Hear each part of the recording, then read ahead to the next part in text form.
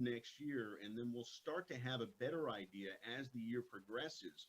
But you're seeing with this postponements to December and beyond, really responding to the concern you raised. What we don't want to just start, 100% going back into court, having full calendars and having full courtrooms, because at the end of the day, we don't know if there's going to be a second wave, and we don't want to have to shut everything down 100% again. So we're creaking the door open little by little to start to deal with cases in a way that respects everybody's rights to the best that they can. And then towards the end of the year, we'll reassess the situation and determine if there needs to be a further extension of the moratorium. You're going to see a lot of landlords bring holdover evictions as opposed to non-payment evictions, because the easier thing to prove in certain circumstances is, well, this person doesn't have a lease, as opposed to this person didn't comply with the terms of the lease. So you might see a lot of that next year, where the landlords are bringing holdovers as opposed to non-payments. Yeah, we talked a lot about commercial. I only have a couple of seconds left to talk about residential. But when we look at residential, a lot of the same things will probably happen, huh?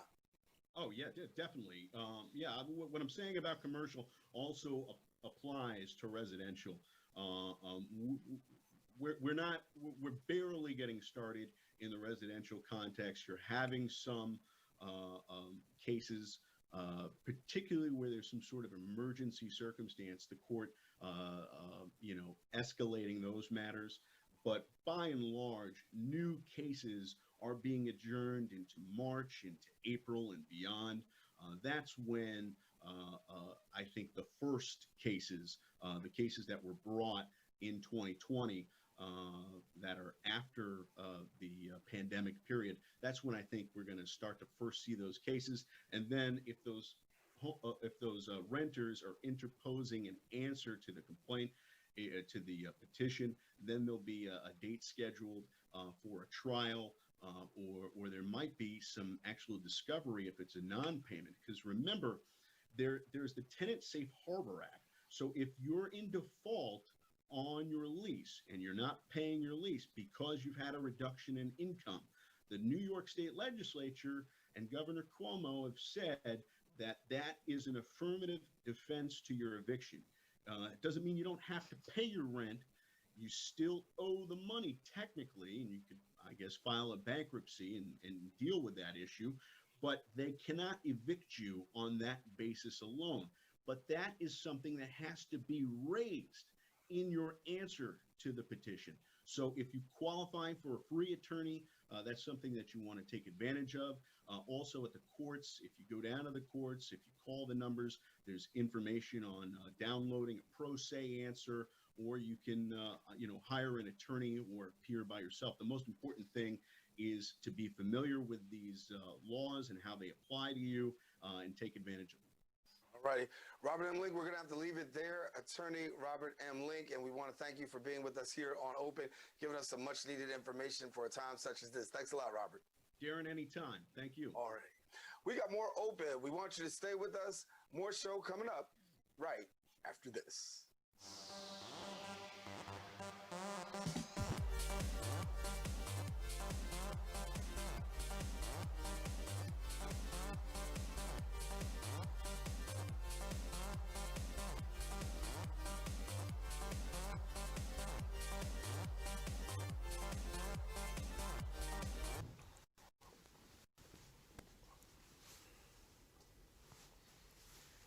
Well, good morning, everyone. We always say how important it is to vote, and that voting is such an extraordinary right and privilege we have as Americans. Voting is something sacred. Yesterday, I felt that very personally out there with hundreds and hundreds of people at my polling site, and obviously hundreds of thousands around the city who have participated in early voting. I felt the passion of the people that I was with who cared so much. They would stand in line no matter what to vote. It was something powerful. You could feel how much people cared, how much they wanted to make a difference. You could feel the hope that comes from that. Folks were patient, they were positive, they were supporting each other, they were determined to vote. That's the good news. The bad news is, for all of us, it was an extraordinarily frustrating experience to be in a line for hours. It shouldn't even have existed to begin with. There should not have been a situation where New Yorkers were forced to wait hours and hours for early voting. We're not talking about Election Day. We understand sometimes there's a huge number of people who show up at the same time. We're talking about early voting. The whole idea was to make it easier for people and be ready to make it a positive experience, and that's what we did not see from the Board of Elections. People waiting 3 hours to vote is unacceptable. It means for a lot of people they simply won't be able to give that time. They'll run out of time. They'll have to be at an appointment. They'll have to be at work, whatever it may be. It's another way where we lose the opportunity to encourage people to participate. We can't have that. So the Board of Elections needs to act further. I do see they took some action, and I appreciate that, but they need to take a lot more action. There's still time to increase the hours for early voting further, to get more machines over to the poll sites, to get more workers over there. There's a chance to get it right, especially for this coming weekend when we would expect a huge turnout. So I'm calling upon the New York City Board of Elections to get it right, to go farther, to do more to make sure early voting really works for the people of this city. With that said, I want to offer my thanks to the folks who do the incredible work at the poll sites. I saw a lot of familiar and friendly faces in my neighborhood yesterday, the folks who work inside the polls, who really give their all to make sure that voting does work for people. The mistakes of the Board of Elections should not be in any way held against the good people working at each poll site who really want to help, who really care, who really are constantly, I saw people asking questions, looking for direction. They were great. The people who worked at the polls were great. I salute all of them. I thank them. But to the leadership of the board, it's time to do better. And you can act immediately to make sure this weekend is a success story and not another story of frustration. Now that's what should happen immediately to improve early voting. And by the way, the more early voting works, the better things go on Election Day itself. I expect there'll be a massive turnout on Election Day. But the better early voting works, the more and more people choose to vote early, the less you have a problem on Election Day. You relieve some of that pressure on Election Day. That's a good reason, a practical reason, and a good moral reason to get early voting right. But let's face it, the fundamental problem is the Board of Elections. I wish that the City of New York had direct control over the board. We do not. It's something that needs to be re-examined immediately because the Board of Election structure simply doesn't work. It's arcane. It's from literally another century. It was built for another time. It was built on the wrong concepts for what we need today. So I want to suggest 3 specific actions that could be taken to address this crisis.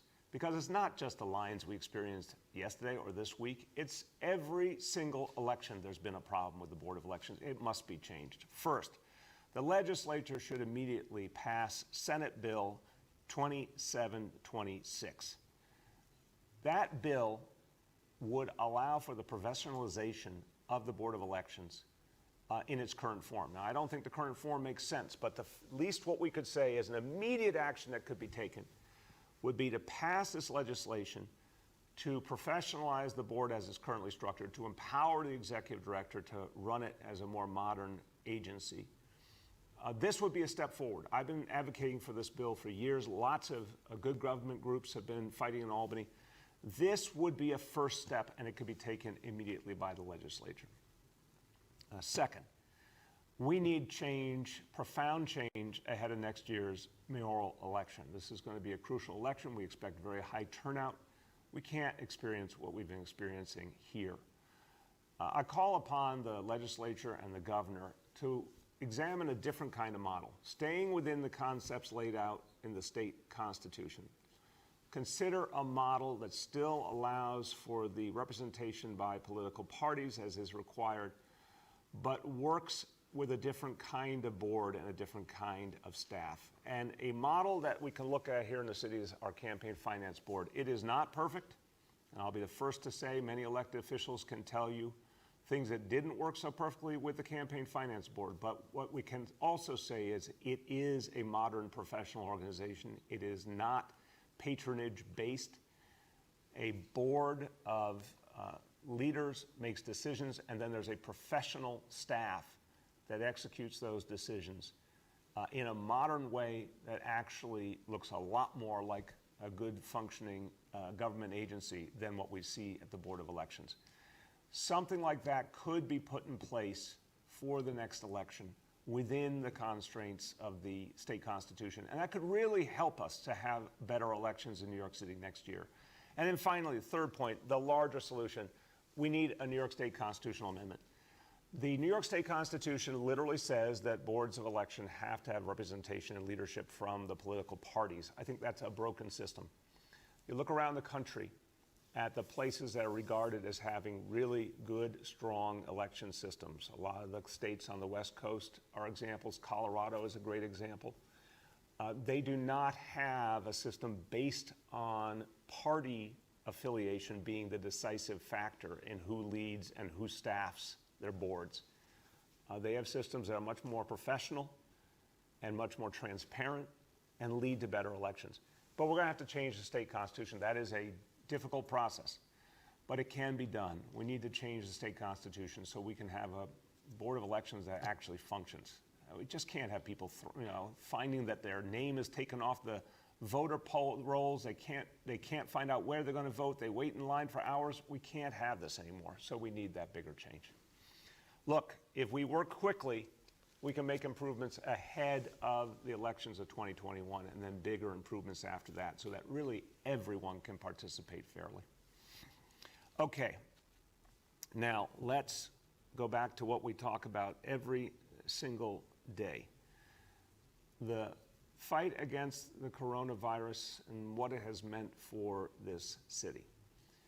Look, we all know we're in the middle of a healthcare crisis, and we all know all of you have played a heroic role in fighting it back. But we also know that this crisis has had a huge impact on people's lives, not just in terms of their health, but in terms of their livelihoods. We have seen so many families lose their livelihoods. We've seen so many people lose their jobs. We've seen so many small businesses struggling to survive. It's been an extraordinary challenge, and what we found is we need to find new solutions. We need new ways to help everyone, and I want to focus on small businesses that have been through so much. For us to bring back and protect our small businesses, we have to do some different things. And a great example, and it was one that we had to learn by doing, was with our open restaurants program. There was an example of cutting a lot of red tape, doing something that hadn't been done before, offering opportunity for restaurants to use outdoor space, bring back their employees, turned out to be a big hit, turned out to be something that really works for New Yorkers. Let's apply that same idea to small businesses, retail businesses all over the 5 boroughs that so much need additional business to survive, but it's hard to do if you have a small space and restrictions in place. Let's liberate the outdoor space for them as well and help these small businesses to continue. So today we announce our Open Storefronts program, modeled on what worked with open restaurants and open streets. Here's an opportunity that will reach over 40,000 small businesses in this city and will allow them to sell their wares outdoors right in front of their businesses, to have a lot more people able to come and buy, to be able to expand their staff, the number of people they employ. We're going to do it the same way we did with open restaurants. A simple application, very little red tape. We want to cut through the red tape. We want to make it easy for people to move forward. And store owners can go online right now and start applying nyc.gov/open storefronts and have an opportunity to get this going immediately, and so important to have the ability to have a lot more business ahead of the holidays. And everyone knows this is such a crucial time of the year for every small business. We want them to be able to maximize it, so we're making this opportunity available right now. I want you to hear from 2 people, And the first of them is a small business owner. She has a great story of someone who built her business from scratch, who had a dream and made it come alive, but also is dealing with all the challenges right now and needs new opportunities to keep her business going and to employ people from her community. My great pleasure to introduce to you Rosanna Medina. Welcome. Good morning. Good morning. Thank you, Mr. Mayor and Commissioner Doris, for this opportunity. My name is Rosanna Medina, and I'm the owner of Fast La Grenua. It's an undergarment store. It's on the undergarments business that seeks to enhance the beauty of the women's empowered. So, we believe that every customer deserves to feel unique and authentic. This is why we work on some shaper as reducing postpartum, post-surgical, and as a Latina and as a Latina entrepreneur, I went from carry my luggage along the Grand Concourse to open a storefront in the Bronx and Washington Heights. In the Bronx and Washington Heights, with the help of my husband and my daughter. Like many other retail businesses, the pandemic caused me to close down all my stores and operate sales online. It was very difficult, but with the help of SBS, we be allowed to apply and receive the PPP loan and legal services. I know, like many other retail businesses, the pandemic, caused us to do that situation. In June, we decide to reopen.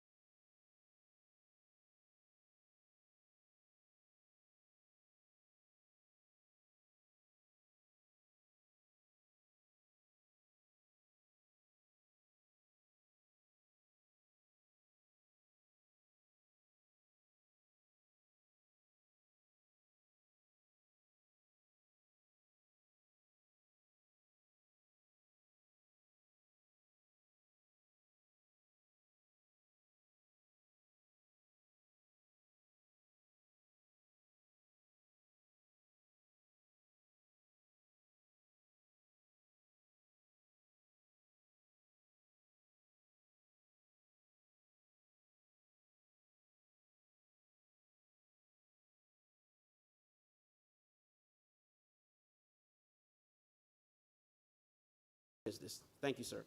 Thank you, Commissioner. Thank you for all that you and your team are doing. And this new initiative with open storefronts, again, going to make a difference for tens of thousands of businesses. A lot of their employees are going to have new opportunity, and of course, a lot of customers who can't wait to come back to their favorite businesses. So let's make it official with this executive order.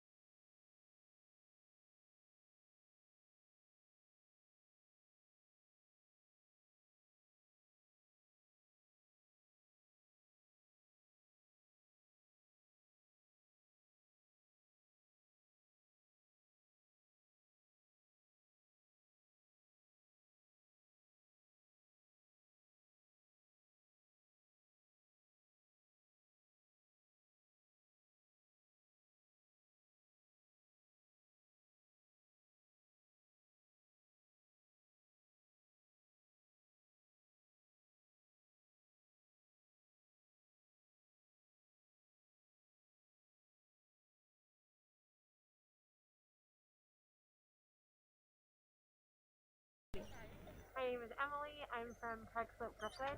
If I were president, I would make public education much stronger than it is now so that every kid had an equal opportunity to have the best education possible.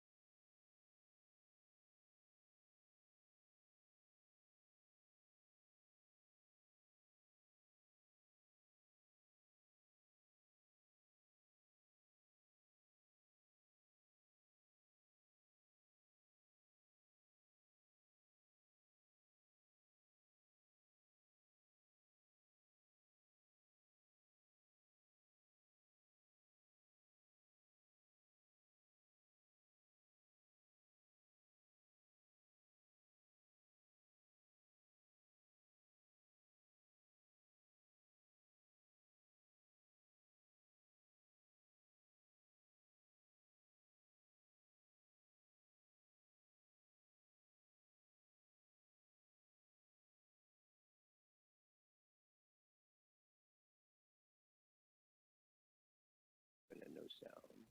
There we go. Oh, That'll wait. fix it. Hey. All right, so Wow, can I that sounds terrible. mention something? Yeah.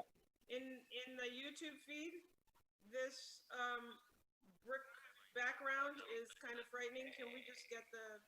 All right, so is there a way to lift the boxes off of that background and have just the boxes on vMix? Or because we're doing the whole Zoom, that can't happen? Because this just looks super busy. You know, the interesting thing, Ro, is that it looks completely different on my TV, which is the output of vMix. The bricks are showing up a little bit more pronounced on the YouTube feed, but they're showing up a little lighter on the TV. It just looks super busy. Like, or if we could just take one of the backgrounds out, but to have two different bricks, it's kind of. Oh, is that what they did? Oh, I see. Like one is like the regular red bricks, and then one is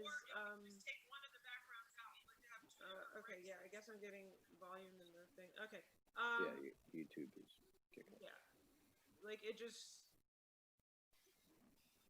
breaks up and just makes like more. It's like it's just having two backgrounds is kind of weird. Marcus, is that something that you can at that foreground brick?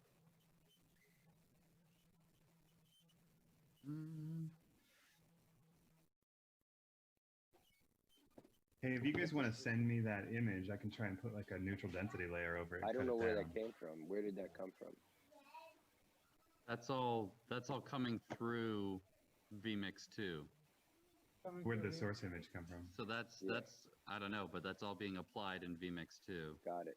Eric, where is Eric on the call? Say that again, Eric? He's next to Michael.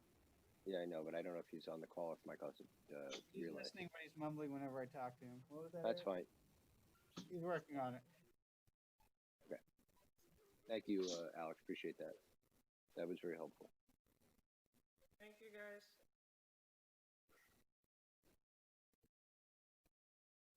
Is it raining hard outside?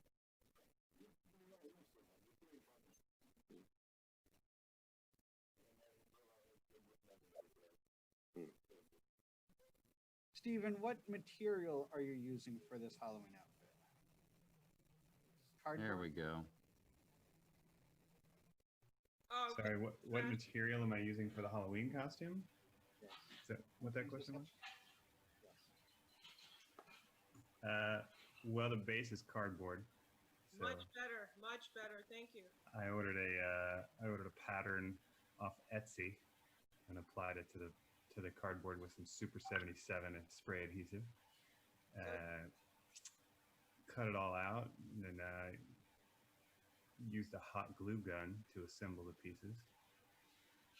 And then following that, let's see, the hinges are all made of 1.5 inch wide black elastic. And then I've got some blue electroluminescent wire that I have glued to all of the seams with little battery packs that are glued inside of the costume. And then the feet were interesting because they don't attach to the rest of the costume, so I had to get separate pieces and devise a way to install those inside I had to cut open actually the foot, I don't even know what you call it, the foot piece, to put the power supply into there. And that actually required a fair amount of like poking holes in the cardboard so I could basically sew the EL wire into it. And then I got a couple of little battery powered puck lights that are motion sensors on the front of them for the headlights, which I put on last night and turned out, if I may say, really nicely. What's the time commitment been like Any so far? contests in your neighborhood? Your kid I'm is probably at like better than 40 hours, more than 40, less than 55 hours, somewhere in there. Your son is winning all the contests. Yeah, you know, there is a costume contest on Friday. I just saw on the weather that it's supposed to rain on Friday, so. What neighborhood do you live in? In Long Island City. Oh, okay. All right. I'm not sure. It's traditionally pretty bleak for Halloween because, you know, it's when we moved into the neighborhood, and this is 17 years ago, it was a very, very industrial neighborhood, so not that many people lived here to start with. And then they tore down all the industrial parts and put 30-story high-rises, and you can't trick-or-treat anywhere near any of those. And so, you know, you get like the houses that you can trick-or-treat at are sort of peppered through the neighborhood. There might be like 15 or 20 in total, which is totally fine, but it's a trek between them. But there's a little park not far from us that's going to have a costume competition on Friday. So I think I'm going to have to get some clear plastic bags and then devise a way to tape it over because it's a cardboard costume, you know, they'll just turn to paper pulp. And just protect it. Yeah. It's funny. My husband was just yesterday. He was in Long Island City for a doctor's appointment, and he was like, "Oh, it's pretty cool around here, like around there." And like he was talking about it, and I was like, "Oh." And I'm not as familiar, but I know our son, when he was in high school, had a friend that lived over there that he always went to see. Yeah, I mean it's a decent little neighborhood. Is the crab house still open? It used to be. They've closed down all the crack houses, and there aren't No, prostitutes on the street crab. anymore. C-R-A-B. Oh, the crab house. Sorry. The crab house, the restaurant. Crack house. Can I just jump in here? Oh my gosh, Marcus, you're in my head. I was like, this looks perfect. My only thing that was bugging me was the different sizing of. That's Eric. Yeah, Eric, thank you. You're in my head. There we go. Great. All right. Eric, get out of her head. Eric doesn't know what you're House is closed. complimenting him for. It closed about 7 years ago. It was there a long time. It was there so long, and it burned twice, and they reopened it both times. Yep. We had a friend actually that worked there for a long time. I spent many a Christmas there when I worked for HBO back in the day. Oh, it was a cool place. Yeah, my dad worked there too for a little bit of time. Yeah. The crab house. Awesome. Yeah. Yep. Yeah, it turned into something else for a really brief time, less than a year or something, and then it's just shut now. There's nothing there. And that's the part of the neighborhood that's under construction right now. They're putting, I think it's 7 more 30-plus story buildings Oh gosh. right around. Yeah, whole well, neighborhood, Amazon's the whole not neighborhood moving, has turned right? into that. So, Gosh. Well, the site, the Amazon site, yeah, that was going to be a monster building, and before the Amazon deal came up, there was a great deal on the table that was going to create light industrial space, and then mixed-use office and residential tower, and then there was going to be watershed reclamation along the river, so they were going to put in like marshy grassland or whatever. And then the Amazon deal came through, and Bezos was going to put a helipad there instead of grassland reclamation. Gosh. And an electric helicopter too. yeah, I'm sure. Like, if anything could be Mr. Burns-esque, that's it. Yeah, seriously. Excellent. And that's a really great analogy, actually. I'm never going to have that out of my head anymore. Excellent. That's always my my go-to analogy for these kind of situations. It is. Yeah. With the Rupert Murdochs and the Bezoses and the One of my favorite episodes. There's been another deal that was on the table and fell through since then, though. Because there's six developers, I think. There's a huge tract of land right there that they're trying to redevelop. They want to put it's like 7 or 10 buildings that are at least 30 stories tall up there, and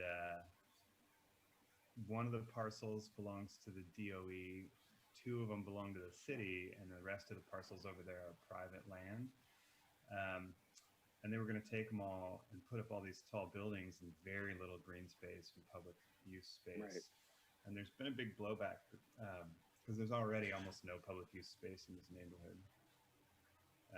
There's a small park along the river, which is great. It wasn't there before, but it's only about a city block wide and a mile long. And so it gets just, you can imagine with all those 30-story buildings dumping out into that green space. Yeah. Yep. It's really Marcus, can you read off one of the ASL numbers? Yes. 351 944 1472. Got that, Eric? You need somebody to dial in as an ASL? Michael? That's what he's working on. He's Eric's starting. Oh, he's going to be the ASL? Does he know sign language? Eric, do you know sign language? I got 10. Don't answer that. Don't. Hey, Marcus, I'm going to swing by and get that printout if now's a good time. Yes. Yeah. There's also, in the last several years, been over 100 kids on the waiting list for kindergarten. Well, that's my There's one problem elementary school. with all the overdevelopment in New York Eric City. is there, Mark. There's no infrastructure development, so None. you're not building new precincts or you're not building new sanitation garages. No community centers. No, schools, community centers. There's no infrastructure for all these residences, but you're building, overdeveloping all these high rises.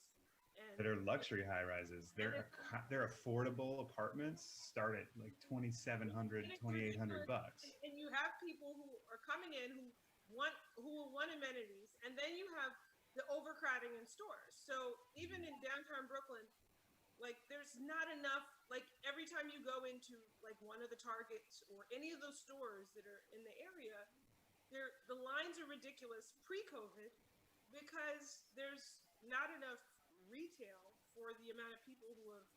Well, that's not so much a problem in our neighborhood because they didn't build any retail.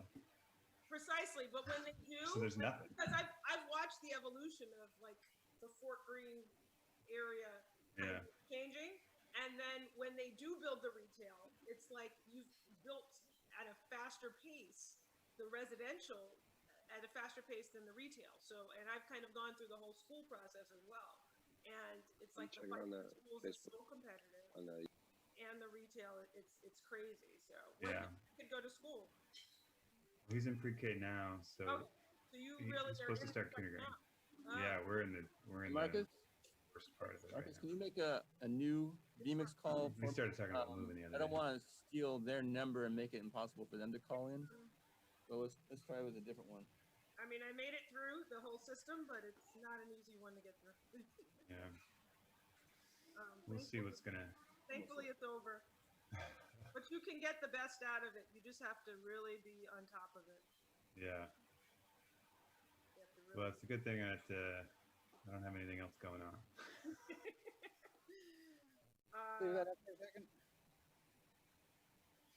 No, we're we're in a pretty old building, and it's starting to have a lot of troubles. I've got a big giant hole in my wall right now. We had that same problem too. That's why we moved. Yeah, so we started talking about moving. Yeah, Actually, I had to call the city yesterday. It's in the chat, Eric.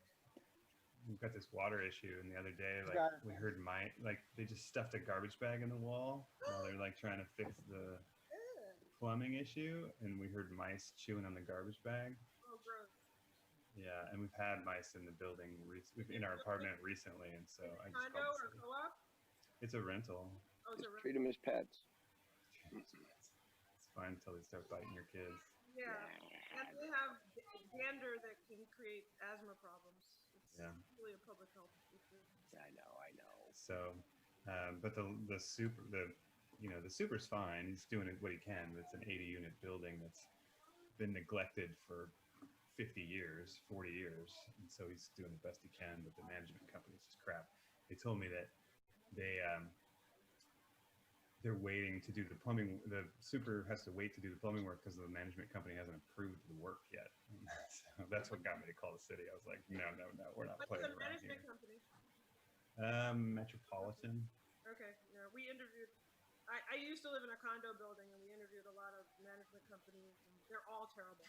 They're all terrible. Yeah. And the Department of Building said, "Oh my God, a housing emergency!" And then they hit the bell, and then like the Ghostbusters, all the inspectors kind of went down the pole and looked at the problem. Well, because we have a child that's under 6 years old, when I called 311 yesterday, they have informed me that there will be an inspector at our house within a week. So. And if you have a health, like if there's any health condition, like asthma or anything like that, like they will come out immediately. Yeah. That's the way to get them out quickly. Well, so I have discovered. I am at such peace to not have to have those fights anymore with my buildings. And I was the president of the board. Oh God. I had those fights, and I'm just like, it's awful. It's terrible. 43 unit building, so it's half the size of yours, but it was not fun at all. Yeah. All right, has Brian signed in yet? I'm waiting. Oh, he has a Windows computer. His updates are going to take 10 years. Yep. So I'm here waiting, but so far nothing. What are you waiting for, Eric? Marcus to punch you in? No, I don't think it's coming up. I can see myself in the bottom corner there, and it's black, so it's not there yet. Yeah, it's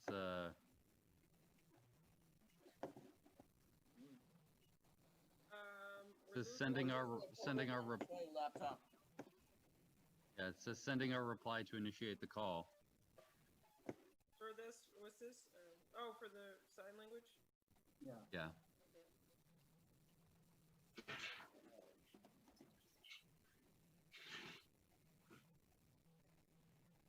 You want the URL?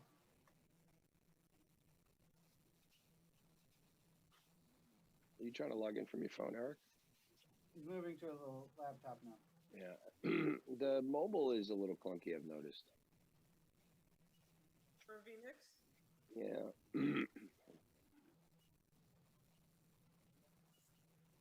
you guys ever look at StreamYard at all? Well, StreamYard is a service. Okay. And they're using actually, I believe they may actually be using vMix under the covers. Oh, really? Yeah. Okay. Here, while we're waiting, I'll give you guys a preview. There you go. Here's the Cute. There we go. That's great. finished costume. Ah, I love it. That is so adorable. And then Man, when I had it's to deal with the trash bag with the Ultra Magnus mask, not even a. and then that's it, you know, with the lights Is that on. him underneath that? He is not underneath it right here. But ultimately, that's what's going to happen, right? Is he learns that like. Yeah, this is him underneath it, and he Okay. hasn't figured out how to get up yet.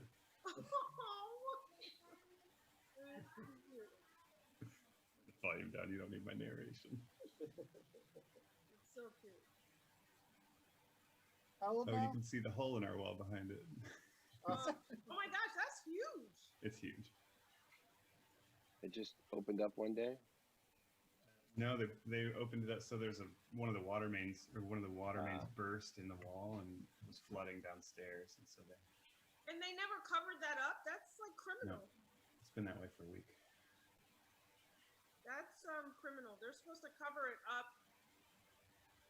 And even if they can't fix it at that time, they're supposed to cover it up until like kind of put like a board over it. Yeah, I would think. And fix it. I mean, you could always go to Home Depot and get a small board and kind of just drill it in there until they come, but they're supposed to fix that. Yeah. I know a lot about these things, having been the board president of my old building for 13 years. Were you in a condo or a I co-op? was in a condo. I'm gonna start coming to you with my issues. Yeah, for but then advice. isn't that the owner's responsibility though at that point in the condo? Because I'm on my condo board also. Depends. Like if it's a building, if you're in a condo, right? Yeah. And they're doing work that is affecting common areas, and they have to break up your wall. Who they? You mean? The building, like the building management has to break your wall to fix an issue that is not within your four walls. Yeah. They have to repair it. Yes. If I wanted to play tough, what I would say is, hey, we'll fix the issue, but you have to fix the inside if they caused it. But like. Yeah, but Steven's just a renter. He's not an owner. He has no rights. But no, he does. As a Like city he on my actually side. probably has more. Like they have to fix that. That's not safe. Hold on. Yeah. This Oh, is there's Brian. Eric. Hey, Brian. I see you, Eric. I see you, Eric. They didn't send you it's not on your calendar, like at 10 a.m. Whatever. All right, so Excuses that Brian has. Michael sent an email last night around 8, I think, or 7 or 8. Whenever we got off. Now you're freaking me out, Eric. He's looking at the trails. Huh? I'm seeing how much blur there is in my hands. He doesn't have an invite, Michael. I'm sending it. Okay. He's sending Hey, Eric, what's the overall audio level, by the way? Because I'm cranked on the TV here. I haven't, the overall output audio level, at some point we have to take a look at. Because it's... I'm sorry, Michael. Communicating He's saying, between Dan and yeah, thank you. He's looking out for it, so he should have it. So I'm not sure how I missed that one. Let's see, did I not put it in Yeah, there? Stephen, your building can get like a lot of fines for leaving it like that. You're not supposed to have exposed walls because that can Not that bring really in low. vermin and everything. Yeah, I mean, and that's the, we've had mice in the building for over the whole time I've lived here. Yeah. There was a guy, only a year or two before I moved in. My wife's lived here 5 years longer than me. He had like a China hutch in his living room that was full of mice. He used it as like an enclosure for mice. And he got evicted from the building, and he just opened the China hutch. And What the hell are you people talking about? Brian's here. Hey, Brian. I came just in time. I'm sicked out. I'm so horrified. Like on? My gosh. Mike's like, yeah. Yeah.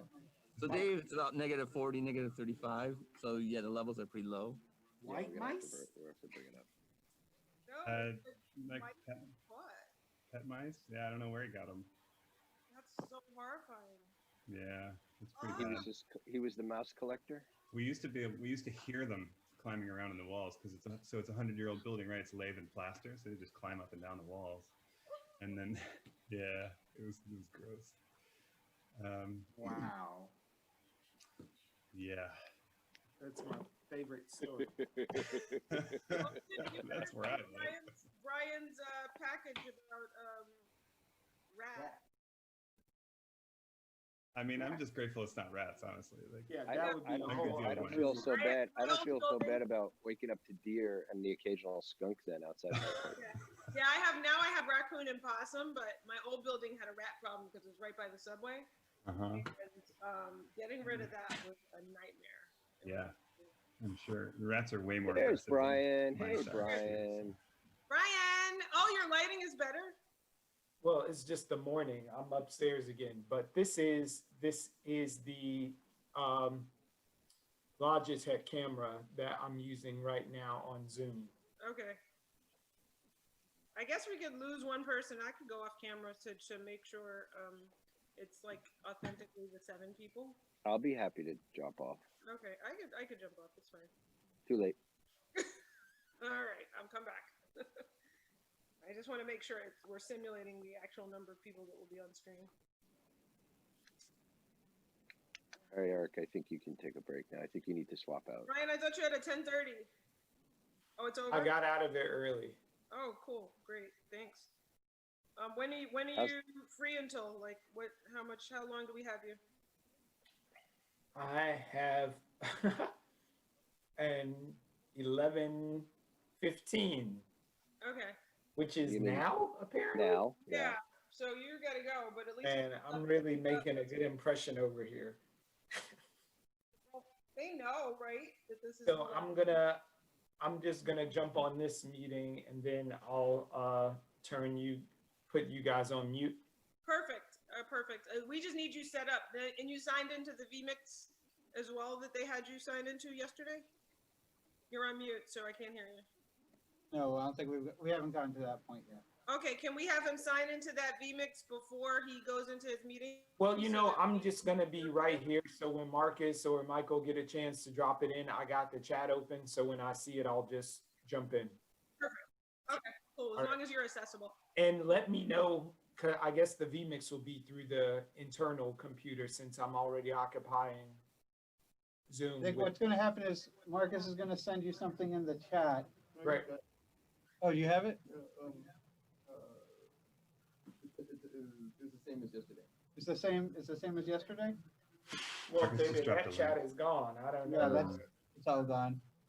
Let's just get it for him. You just so he dropped has it in. You dropped it in, right, Marcus? No, that was for the ASL one. That's Oh, that in was the chat. ASL. Okay, so ignore that I thought I one. saw one for Brian. Anyway, I'm watching. I'll see it and click in. Yeah, it's number 312174. Yes, that he needs a link. That Yeah. doesn't help. You just put that number in.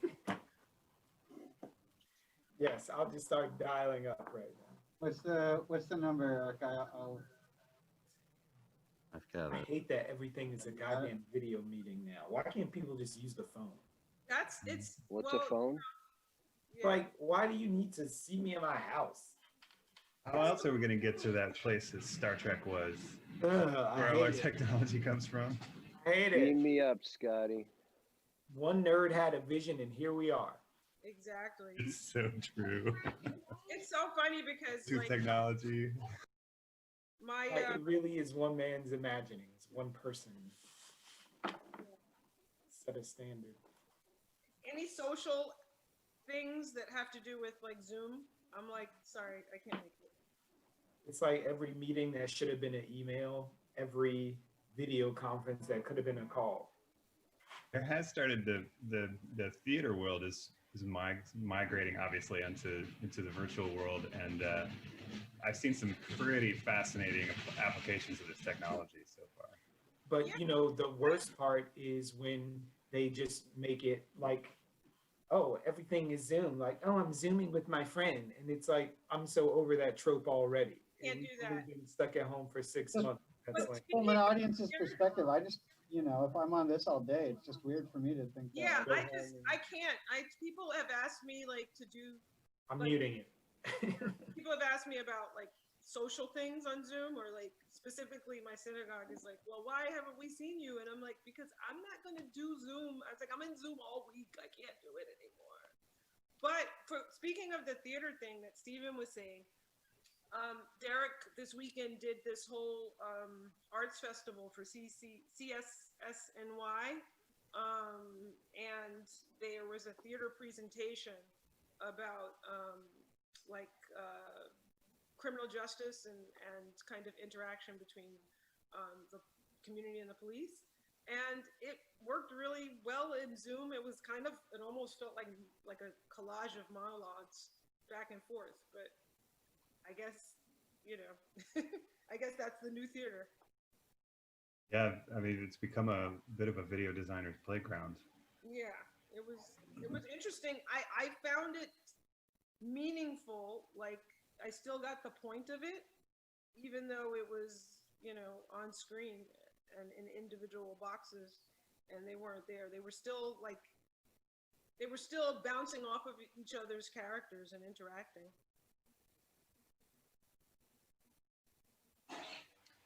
I saw a working theater projects piece over the weekend. I think it's actually still running, where they had, the show was like a game show set up where there were 3 contestants vying for citizenship, and the audience voted on only one of them gets citizenship. And so like they told their, yeah, I mean, it's like horrifying. It was seriously disturbing. You know, it's seriously disturbing. Eric trying to do ASL interpretation is seriously disturbing. Hey, Ro, to change gears on you, Alex sent an email to you and Laurel about the YouTube feed. Stop it, Eric. Cut it out. Because we have not replaced it yet. We've not been given any instruction to do so. I don't know if Laurel is doing that or if she's expecting Alex to do so, but we kind of need to know because right now it's streaming the live feed of BRIC TV. So, and I thought that there was like a separate, like they had asked for that separate feed. I don't know. Replacing that with the. They've been asking us to stop the live feed and replace it, not a separate feed. We don't do a separate feed. So nobody's given anybody instructions on that. So. Okay, given some of the sensitivities, I'm going to forward this to Kai and see if she can kind of have this conversation. I appreciate it. So, because I don't want them to come at us and say you hadn't done this and blah, blah, blah, blah, blah. So I want to make sure that we're crossing our T's. Sorry, a lot going on in the control room. I missed that. Is there something in an email that I can look at? Is that related to anything? No, it's not always about you, Michael. That's not good. It always ends up being. It's about Amanda, but. Hi. My name is Emily. I'm from Park Slope, Brooklyn. If I were president, I would make public education much stronger than it is now so that every kid had an equal opportunity to have the best education possible.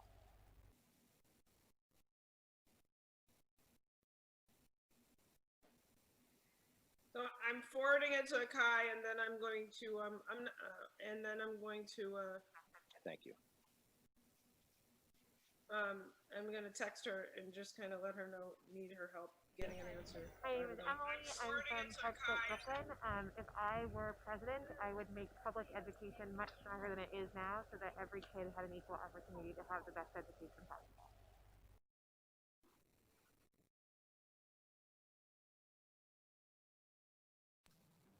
Live mic. What was that, Eric? And then, do we need to, David, specify in this round or with marketing, or you guys can handle holding the YouTube so that it automatically posts? They do that. Okay, they do that. So Yeah, we they need to do that. specify that as well. Yeah, right. Okay. All we've been doing is setting up the slate and putting in the metadata and prepping it. That's all we've been doing. that's really something they should do, but we've been doing that. So. Eric, what do you need Marcus to do with audio? Oh, he did it? Okay.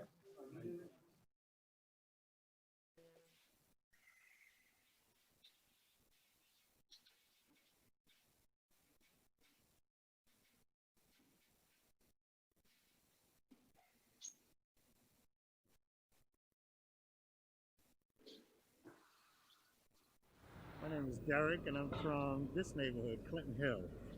If I were president, I think the first thing I would start with is I'd have a plan for COVID, Eric's going to which look would at naturally that lead me mirroring into stuff that ASL an economic recovery plan, and then I'd figure out the best way to move this country forward so that everybody has an opportunity to be successful.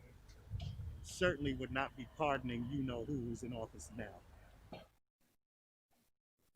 Yeah, we're definitely gonna have to crank the audio on the output, Eric. It's really low. Yeah, I was gonna mention it too. Yeah, we'll get through that once we get through the test. Okay. I'm trying not to we can tweak that. We don't need all of you to tweak that, but we need to just do a. Do you have bars and tone or something, Eric, that we can zero out across the board? Bars and tones to zero out across the board. Can you sign language that for me, Eric? Yeah, I see you, and I'm trying to translate it.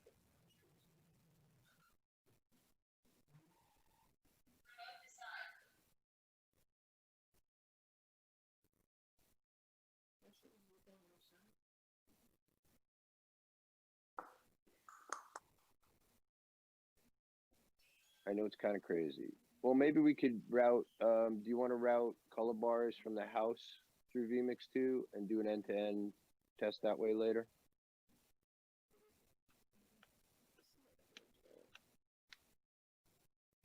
Yeah, I don't know if you can hear me or he's just ignoring me. Say that again, David. What I'm saying is, does he want to route bars from the house through vMix 2 to vMix 1 and do an end-to-end test that way when we get a chance? He's having some trouble hearing you. We're getting some echoes in here. Hold on. Let me. That's just in his head. The question? The question is, do you want me to route? Stop playing with the boxes. You're freaking me out. Do you want me to route color bars through at some point after when we get a few minutes to do an end-to-end audio test to check levels? You want to run through the Zoom meeting? Yes, well, if 2 is feeding 1 and then 1's the output, they should all be level out, right, at the same level. Because right now, all the level coming out is low. It's way too low. So what's your set point? What's your medium set? What's your set point? We're pegged at the top already for everything. And why is the output so low? And there was one point where Michael was up at full volume and it almost distorted. So it depends on how animated people get. We're in the safe zone right now. We're only at like -20. That's not bad for us. Oh, you are at -20. Because yeah, I got it up. Then it's not driving. Then it's not really driving anything well.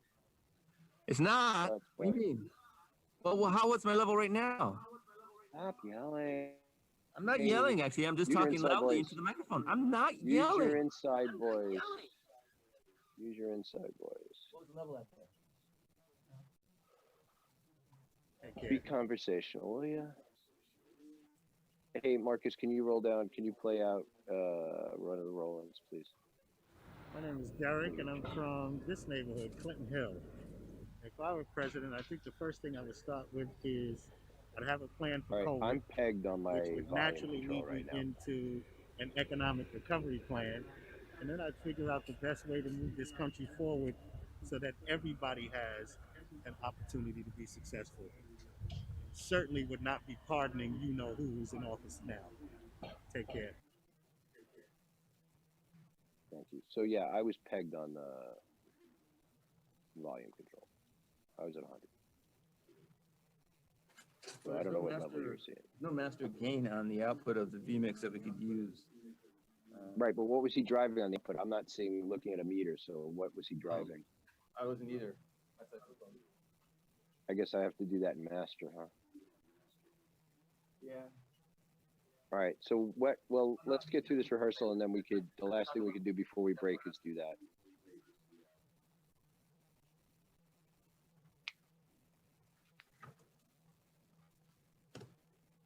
Play that clip again, and we'll watch the levels on view. Marcus, could you? My name is Derek, and I'm from this neighborhood, Clinton Hill. If I were president, I think the first thing I would start with is I'd have a plan for COVID, which would naturally lead me into an economic recovery plan. And then I'd figure out the best way to move this country forward so that everybody has an opportunity to be successful. Certainly would not be pardoning who's in office now. Take care.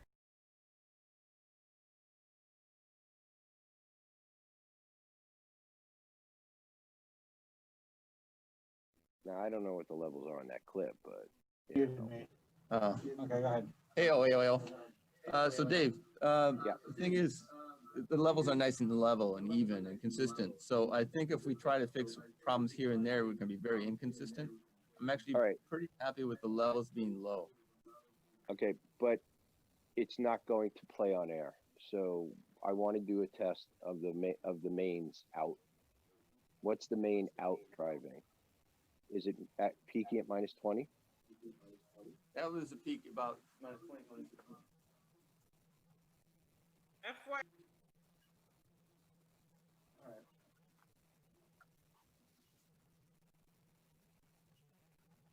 Well, I put the levels over there. So let's leave that. What's the master gain on?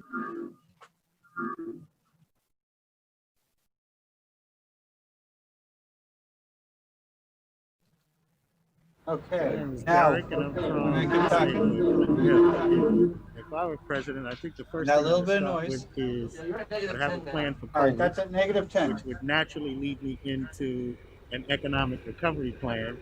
And then I'd figure out the best way to move this country forward Bro, how you so feeling? that everybody has an opportunity to be successful. Yeah. Certainly would not be pardoning who's in office now. Take care. I could hardly hear that. Well, I had to turn down here. Yeah.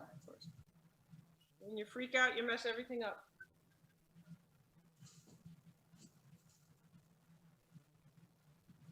That video clip, I think, was the lowest one. Yeah. Do we want to try a different clip?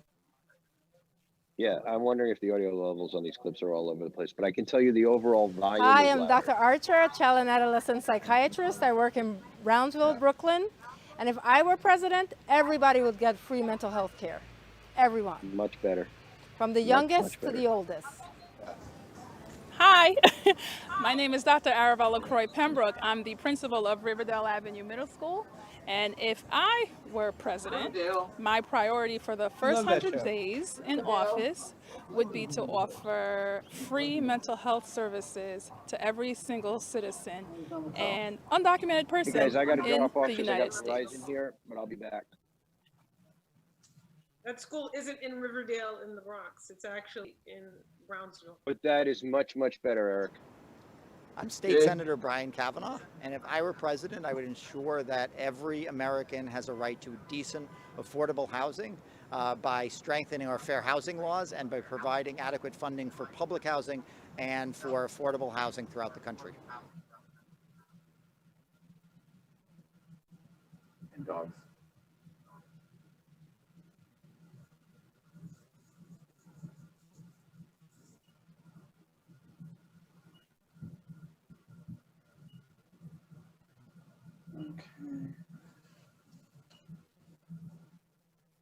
What do you want to work on next? What's the agenda? Yeah, what do we want to do next? All right, what have we gone through? We had a whole list, right? Or do we have the ASL audio situation together? Eric, is your right hand showing up on the right side of the screen? I tried to flip that. I can't. You can't flip that? Is it not mirrored right now? I can't hear it. I can't do it. Yeah, I clicked mirror in general settings. Where? Oh, wait a minute. Where'd you change that? Right there. All right, so, all right. what about if I turn my camera on? So hold on. Yeah, that's the thing. All right, so what you have to do is tell her to turn her self-image off, and then you're good. So there's that green box that's at the bottom of her screen. If you turn it off, you'll see herself mirrored because you're mirroring it in vMix. It'll probably save on her bandwidth anyway. We need to instruct her that on vMix she needs to turn her self-image off at what stage? At the beginning? How does, walk me through this. She's going to go to vCall. She's going to punch in the numbers. And then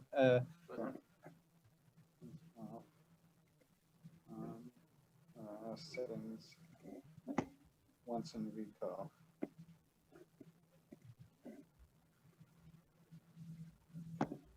Okay, great.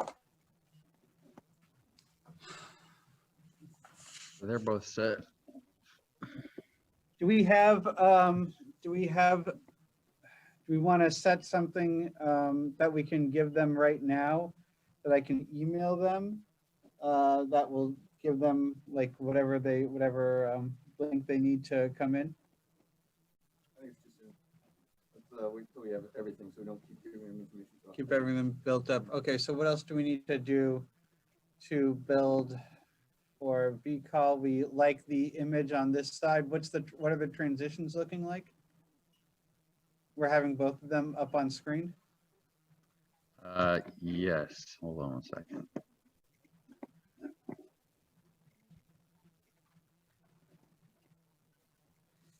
Should I vCall in?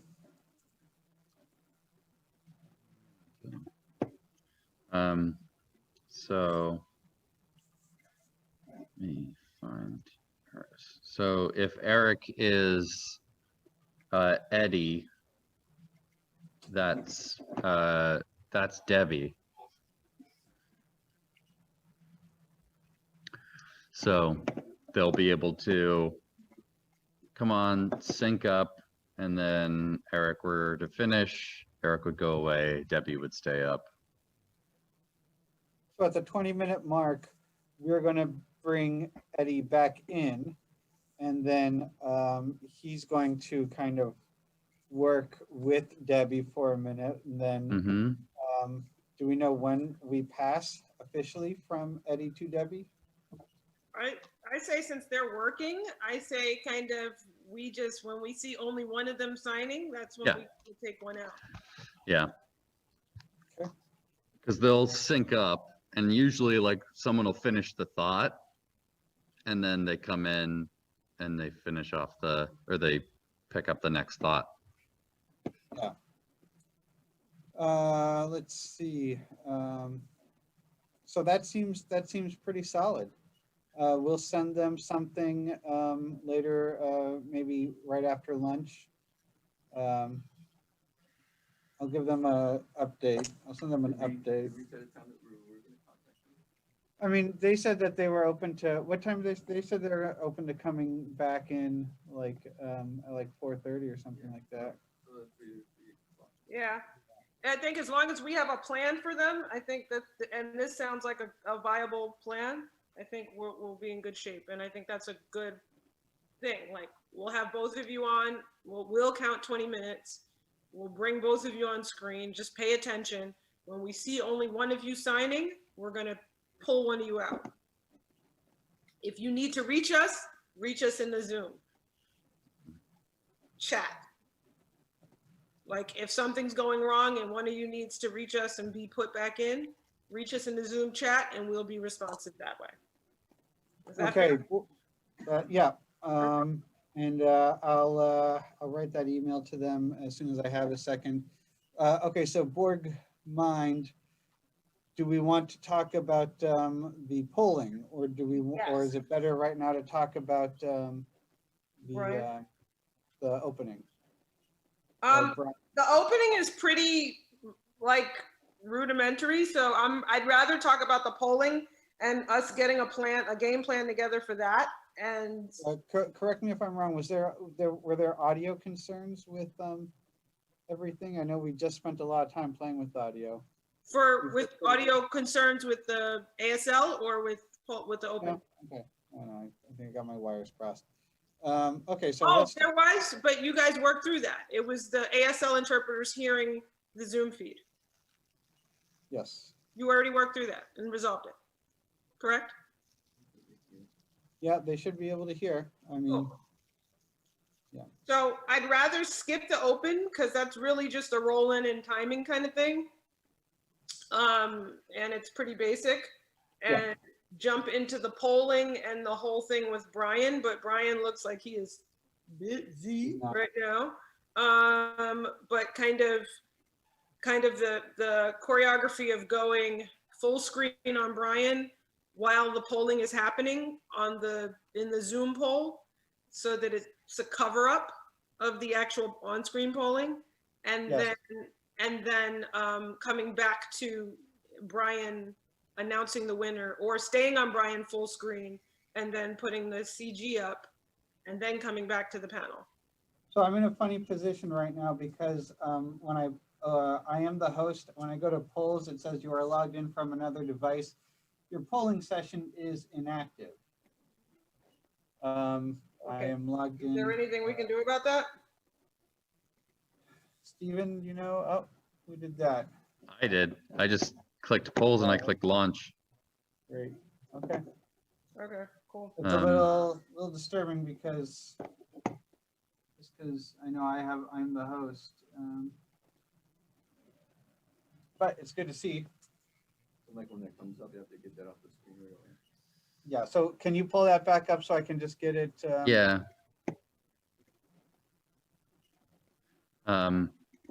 I'll say that we can't get Brian on V-call because he's using his other camera for work, for that call that he's on. So we can't tech him right now. You close that, no, don't move it now, but leave it there, and then see if it opens up again there in that same spot when he closes and opens. So we can You tech want to launch the second poll, Marcus? We just want to see if, yeah, it's gonna. Still comes up in the middle. Still comes up in the middle. Take a look at the Zoom's preferences there and see if you can avoid pop-ups. I've moved that window a couple of times, and when you hit relaunch, it automatically brings it back to the center of the screen. Center, yeah. Doesn't matter where I moved it to. But I thought, that it didn't matter because we're bringing Brian in as a cover-up full screen. Yeah. Push up there on camera and go to it's just we would video settings. Still needed to go away pretty quick. Yeah. Pop-ups general or. But we won't bring Brian out of full screen until it's gone away, correct? Mm-hmm.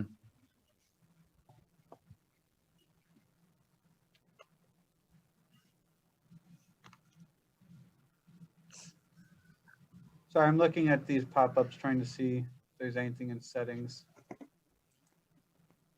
There won't be. Yeah. Yeah. Eric, is it a desktop capture or a window capture? Desktop. Okay. Yeah, with the window capture, we were freezing. As soon as there's a pop-up, we lost our. Oh, that's what that was. Okay.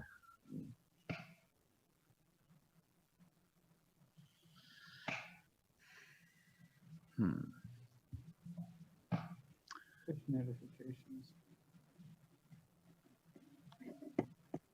Well, let's say, oh, Brian, well, Michael, you can't launch the polls anyway, right? Nope. Okay. Nice.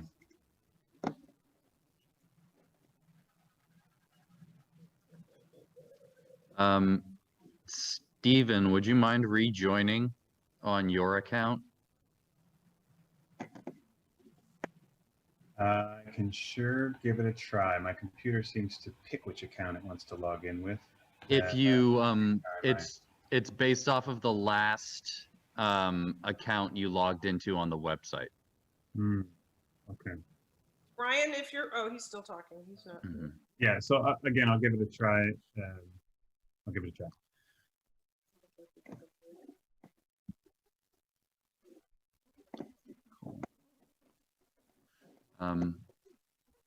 Michael, do you want to try launching polls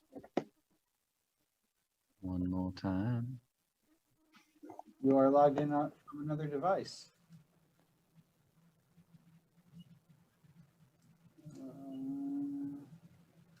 Yeah, I'm still getting that.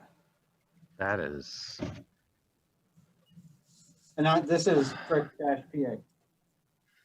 Yeah. Let's see here. Here, let's see if we can trick it. I'm going to make you the host, and then why don't you make me the host? Okay. I want to be the host. Oh. Didn't work. There we go. Okay. Polls. Log in from another device. Your polling session is inactive. The wildest thing in the world. Polls. You log in on your phone? I'm not logged in on my phone. I created the poll on this computer. Is it in a different browser? Nope, it's on Zoom. Let's see. No, I mean like. Tab. Nope, I only have one tab. So you couldn't. Okay. You couldn't. You can hijack. You can. I'm going to leave the meeting and I'm going to come back. Okay. Make someone else the host, though. Okay. That works.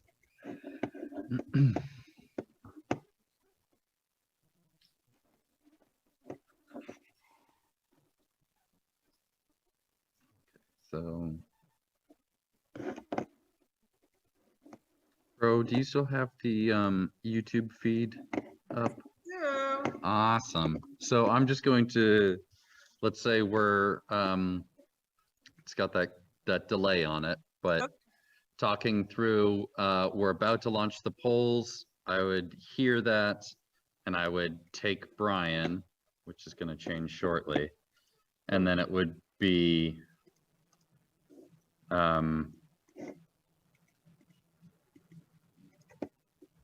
Is that Webbox? Is that supposed to be Brian? is it, is it working? Yeah, I guess. Is it? It's like a video icon and. Oh, it's just a static image of him. Yeah. No. I don't have a static image of Brian yet. On YouTube? No, not on YouTube. So let me Launch just the see. polls. I would hear that, and I would take. Oh, Brian. now I have Brian. Okay, cool. Change shortly. Perfect. And okay. then it would be. Okay. Yeah. All right. So pop up then. All right. So I see Brian. That looks good. And you're taking the polls in the background. Webbox. Yep. And that gets out of the way, and then we would go back. Yes. Okay. How's it working? Yeah, I guess. It's like a video icon and. Oh, it's just a static image of him. Yeah. No. I don't have a static image of Brian yet. On YouTube? Okay, so yeah, that's exactly, so if you did the polling before you did rolled in the CG, then that's perfect. Mm-hmm. That, like, I think that works and that solves that problem. I'm excited. Sorry, can you go over that one more time for me? Yes, absolutely. Do you have the YouTube feed up? Is that the YouTube feed, Eric? No, let me grab that. Let me pull that. I need a third computer. So we can see it on. We have different than YouTube. We have the actual program out, so we're good. Oh yeah, if you can see program out, you're fine. Great, okay. So you're seeing program out. You let me know we're about to launch polls, and so that's the point where we polls are announcing. Yeah, it goes there. cut to Brian. You can delete that one. The poll came Yep. up first. Kill this. Let's see. Okay. And then Brian's talking about the polls, and then. Mm-hmm. And then he's talking about the polls, and he announces that, oh, not one. Maybe that food insecurity. And so then we know that won, and we cut back. Okay. I guess I have to see the delay in the YouTube. It's not coming through. Yep, there's Brian. So there we go. And then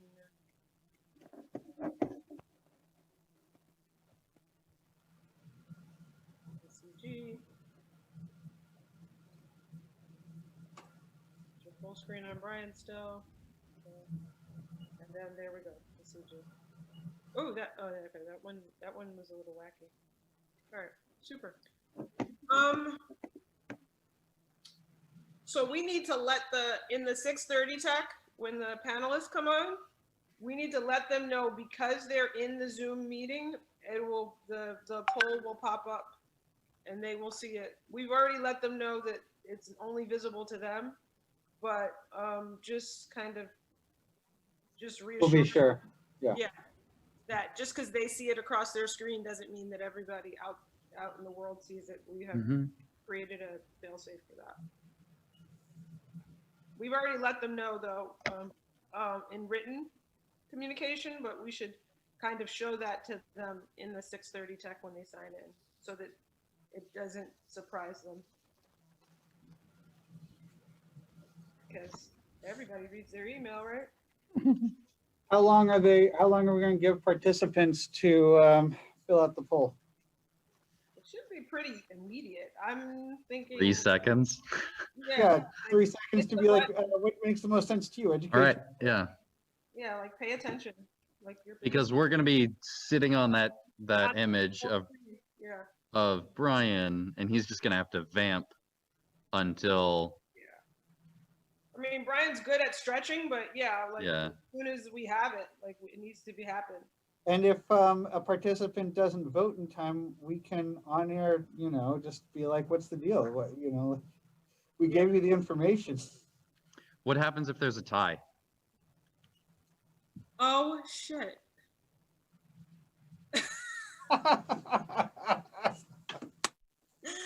Like, I totally didn't think about that. Because it's only 6 people in Brian. Yes. Brian's the deciding vote. This is conceivably, like, definitely there'll be a tie.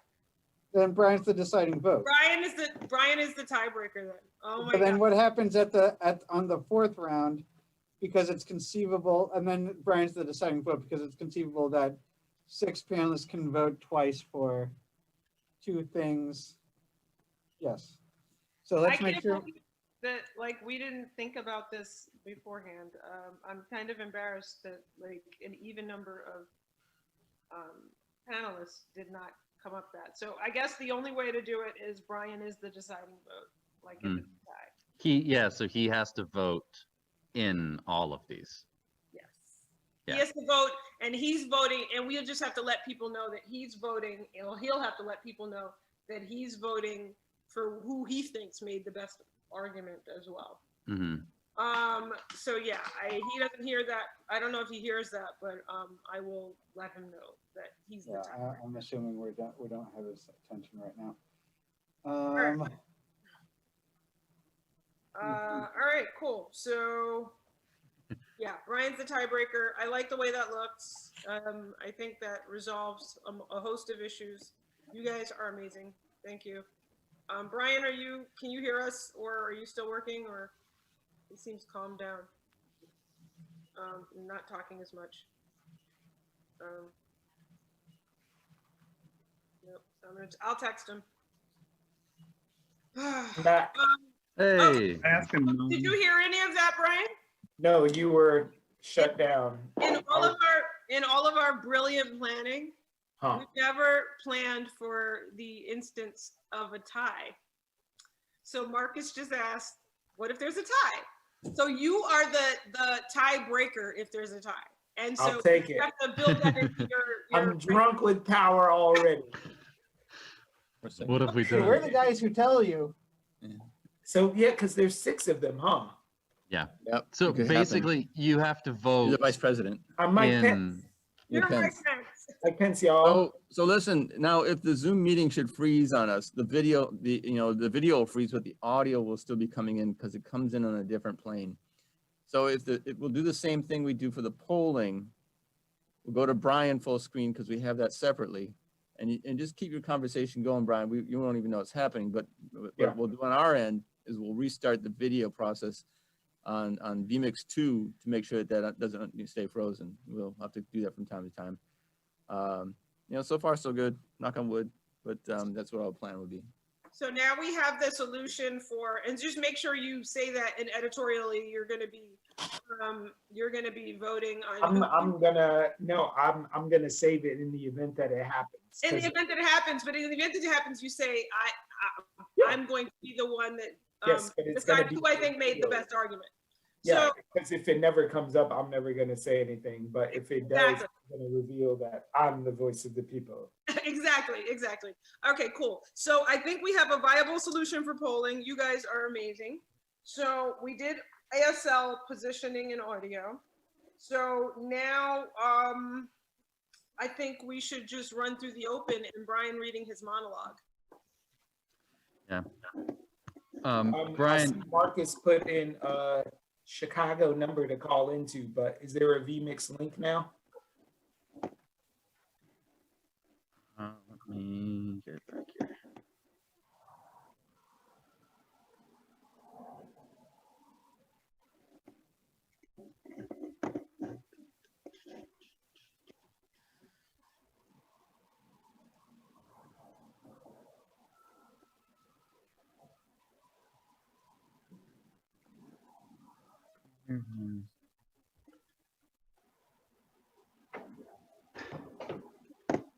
I'm feeling much better than I did last night. Everyone is.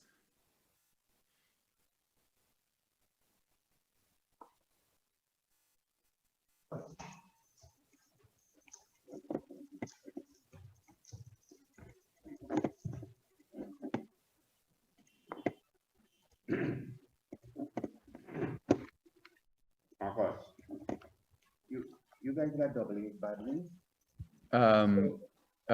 Maybe somewhere. I'm right in the middle of tech. If we have some, they'd be upstairs above one of our desks. My first assignment at Consumer Reports is writing a story about diabetes in the Latinx community Oh, wow. and how things have been exacerbated by the Rona. So if anyone has any aunties with the sugar or anything, holler at your boy. You know what? Let's talk offline. I think I have someone that might be good for you to talk to. Yeah, they're doing a It's big like deep a dive neat into. celebrity kind of thing. Cool. He appeared on Dr. Oz before talking about his. Hey, Eric, I'm not seeing the link associated with his dial-in number. I always thought we had more diabetes than them. I think it's just as much. It's, you know, it's type 2 diabetes is. Apparently, they have more instances of pre-diabetes Okay. where, or it becomes, it is diagnosed where we don't have as many. We just go straight to the thing. Because by the time we But get it's, to go to there's the some doctor, things about. probably by the time they get to the doctor, it's like it's already out of control. Well, the thing that it's kind of a double-edged sword because a lot of the attitudes or practices that happen are them saying, well, I'm pre-diabetic, so it's not as big a deal. Not so bad. Oh, and then, so then it gets out of And control. then they slide right into bad land. I see.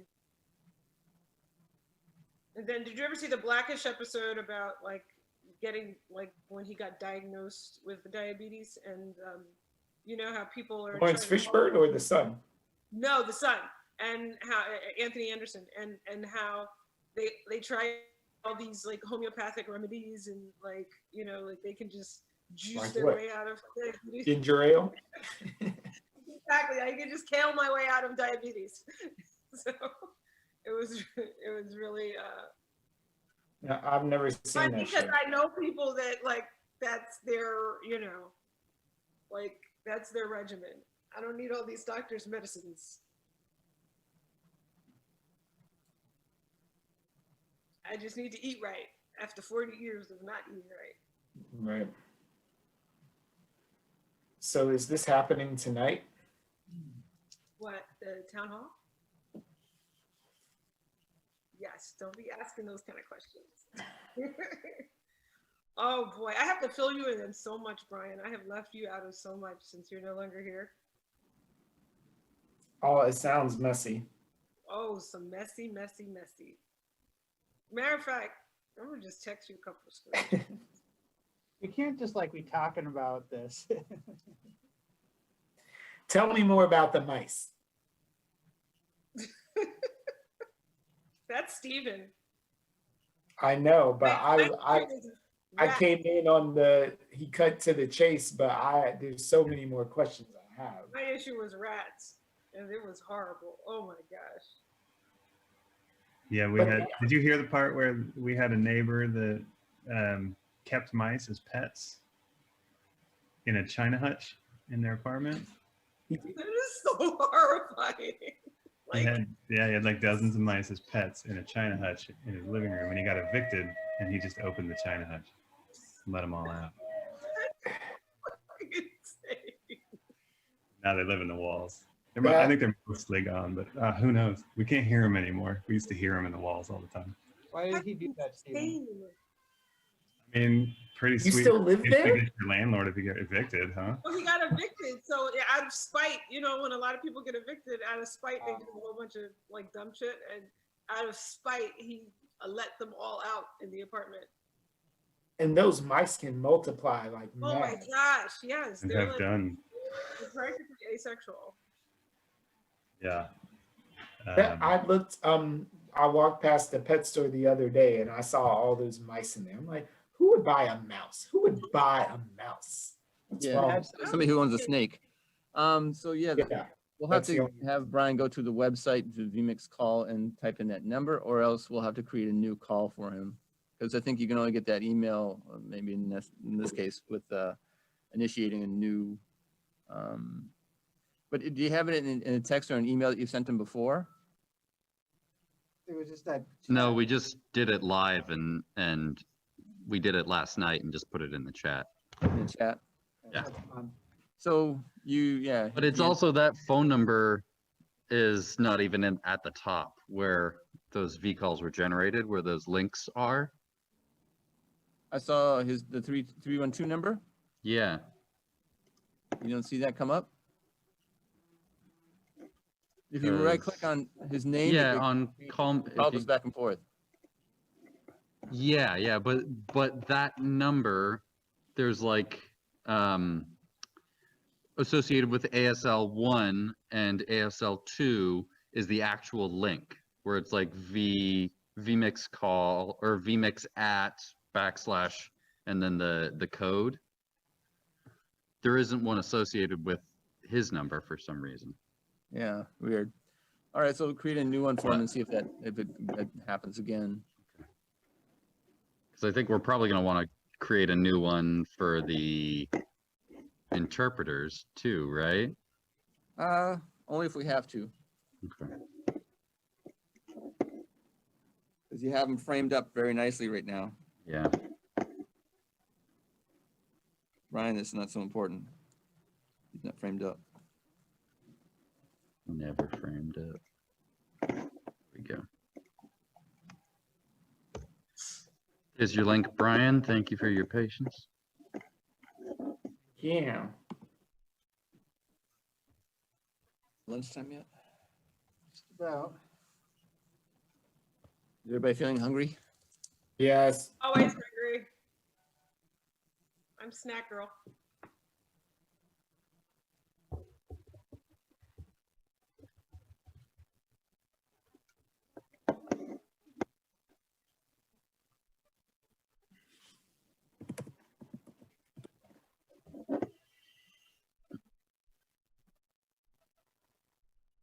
Hey, nice.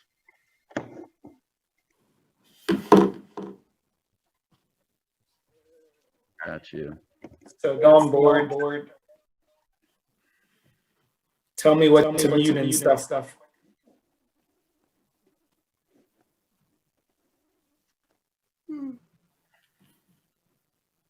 Oh yeah, like kind of. So. In something. Yeah, so Brian, you don't want to listen to the vMix call. You want to listen to the Skype call. Or I'm sorry, the Zoom call. Yeah, thank you for correcting me. Now, question, when you put him full screen in vMix, is there going to be, how will that work, like in his vMix on camera and the delay kind of showing up with between the Zoom, the delay between the Zoom and vMix? I don't know if I'm asking this correctly, like the right way, but because there's this 15-second delay. Zoom? Yeah, so because there's this 15-second delay in Zoom, right? Brian's in Zoom. When we start the polling feature, you're switching Brian to full screen in vMix.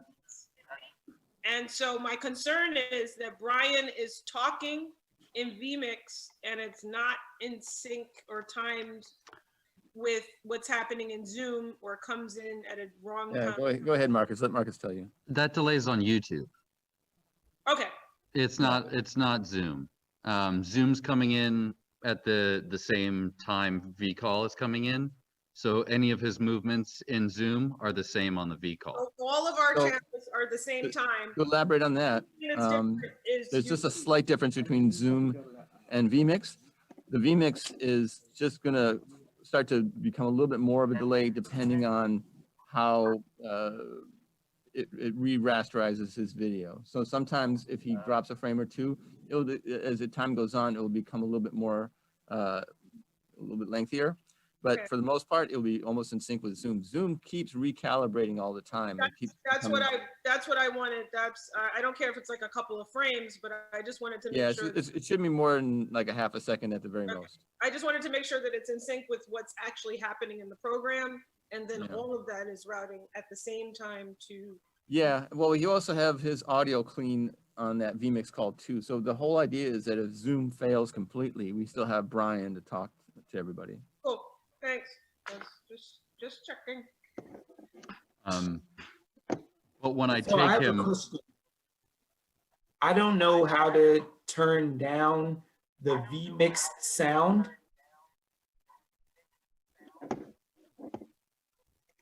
Because I can only, like, if I shut down the sound, it cuts all the sound off. There's not like, I can mute myself on vMix, but I can't mute you all. So you're not getting like Zoom set. We will not send you audio on vMix then. We'll just kill your audio on vMix then. Perfect. Marcus, what were you gonna say before Brian cut in? You were saying when you take him something? it was just about this audio routing. Okay. So.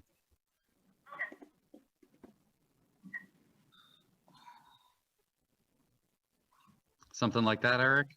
Just throw him on getting bus D. Yeah, so I don't think there's anything on bus D, so I think that's good. Okay. How about that, Brian? Is that better, Brian? If we're talking and we're talking, can you hear Yeah, us? I don't have any doubling now. Yeah, that's it. We'll just leave it like that. We're solving so many problems. This is so exciting. There's a lot of things we can do. But so Marcus, if we do, just remember to switch that back if we do need to have audio to Brian. If we lose Zoom completely, and that would be our only source to get audio to Brian. Yeah. Right. Yeah. Cool.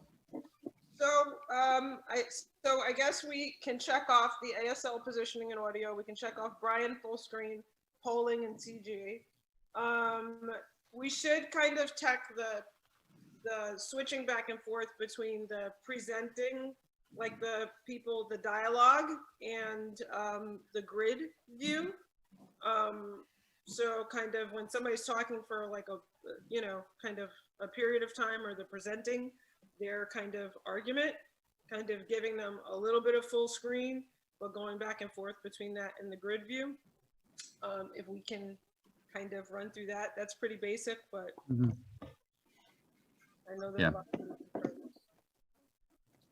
of Michael, you still there? Might have run to. Okay, we the could also. Banya. Brian's open because that's. Michael stepped out for now. I'll be right back. Yeah, into the bathroom. Brian's open is one of the things we have to do as well.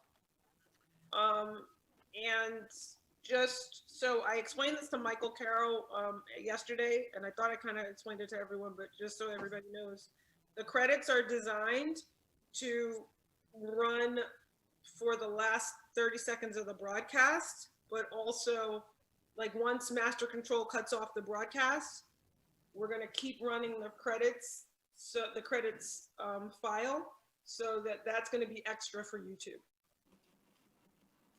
Because there's MOS. I don't know if anybody watched the credits, but there's MOS clips that we got where people were saying if I were president. And so we wanted to utilize the people that, you know, took the time to stop and talk to us. Okay, so that's after the credits. It's after the credits, but it's all one file. All right. Because they're in the credits file as well, and then they just Gotcha. continue on. But the on-camera text of the credits finishes right at the time that master control cuts off the broadcast, the 28:30. It's like a Marvel Comics movie. Hey kids, I'm back. What I miss? Nothing. We got it all under control. All right, I'm gonna back out and We're go to gonna go another lunch. meeting then. Okay. Okay, like we literally do. I think we have it under control. I'm feeling good. Feeling good. Is this the slate you're talking about for top of show? Of course, I click it and it takes like 10 seconds to show up on YouTube. Okay. Yeah. But it gives me a chance to switch over because Yeah. It's weird to look on YouTube and then see myself doing something completely different. Like, Reminiscing. still hasn't showed up. But are you watching it live? I'm watching it live. Yeah, it's just not caught up yet. It's a long delay.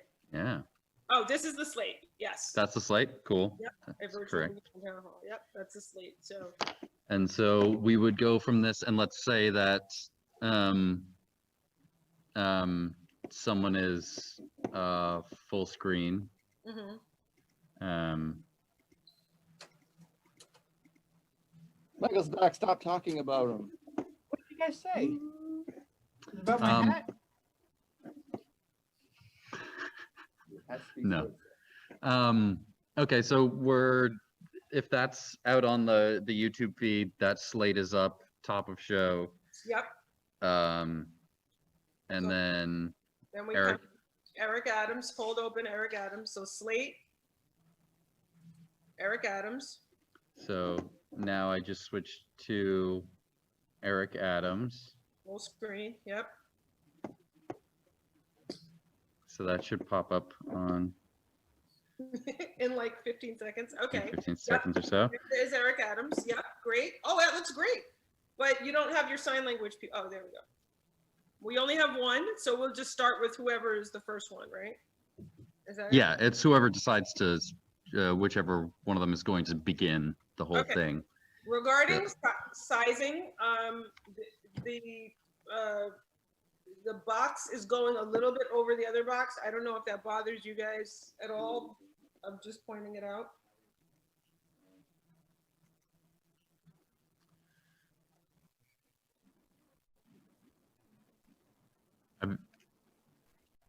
Hello?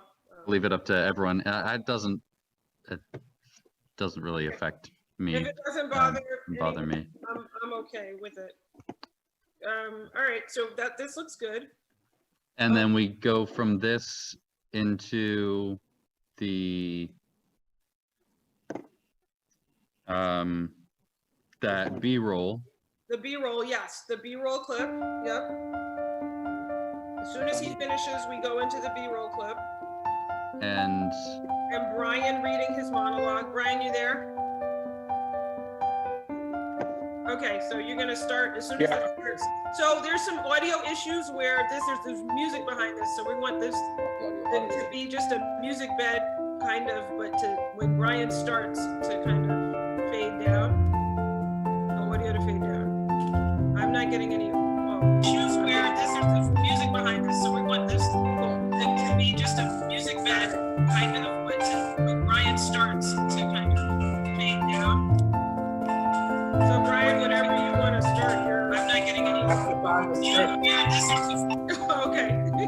So if we can start that over. Out of Amanda into the thing once he finds the script. You want me to send it to you in the chat?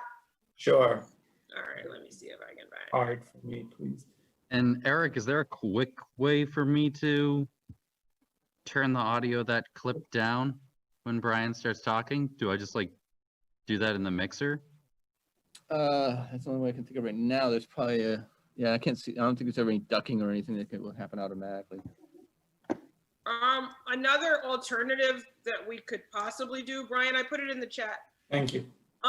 Is maybe Amanda could take it and just bring the audio levels down so that it just starts out, or like fade it, like start it out high and then, or start it out at a normal level and fade it out so that at a certain point, so that he starts, you know, at that point. Whatever, yeah, whatever his cue time is. Yeah. So Brian, why don't you watch that again after we finish this? If you can watch that clip again and tell us when you want to come in, and then Amanda will redo it where it's kind of fades out when you're going to start. That'll be your cue to start. Does that work? Sure. Just, okay. But someone can cue me in my ear or whatever, because I don't know. I guess I should not be paying any attention to any delays or whatever. No, I'm saying yeah, I guess what I'm saying is I want you to watch it to tell us visually when you think is the best point, the most impactful point for you to jump into it. You see what I'm saying? Yeah. Don't worry about it. We'll tell you. I'll tell you. Don't worry about it. I'm like, just tap me on the shoulder and I'll just start. We'll do that. We'll figure it out and I'll let you know. We'll give it a couple of beats and then we'll fade it out. Amanda, we'll work on that afterwards. I'll work with you on that afterwards. All right. So if we could start that over, you got the monologue in front of you?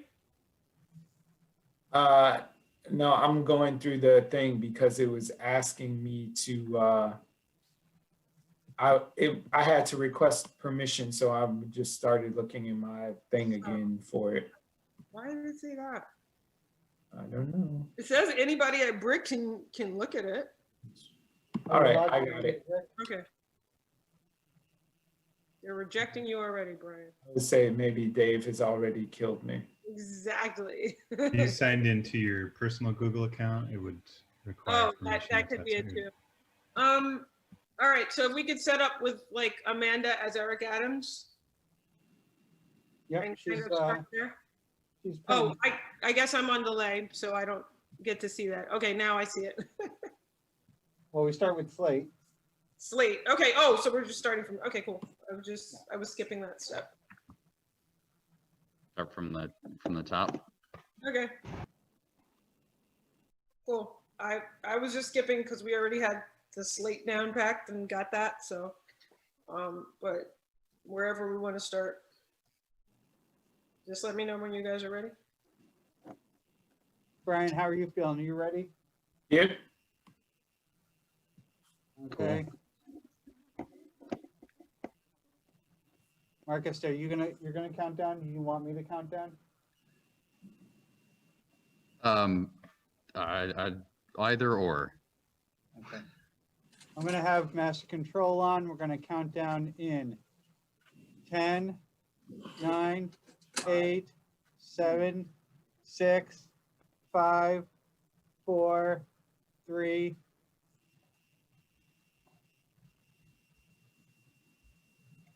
Go for Eric Adams. Hi.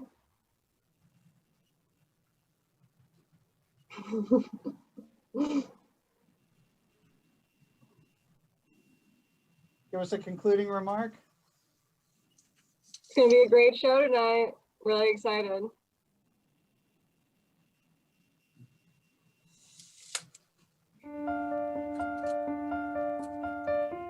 And now that other footage is rolling.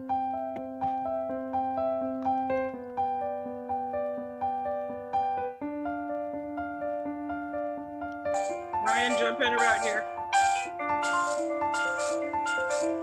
Evidence by historical. What? I was doing it. Should I continue? Or do we stop? continue. To me? Yeah.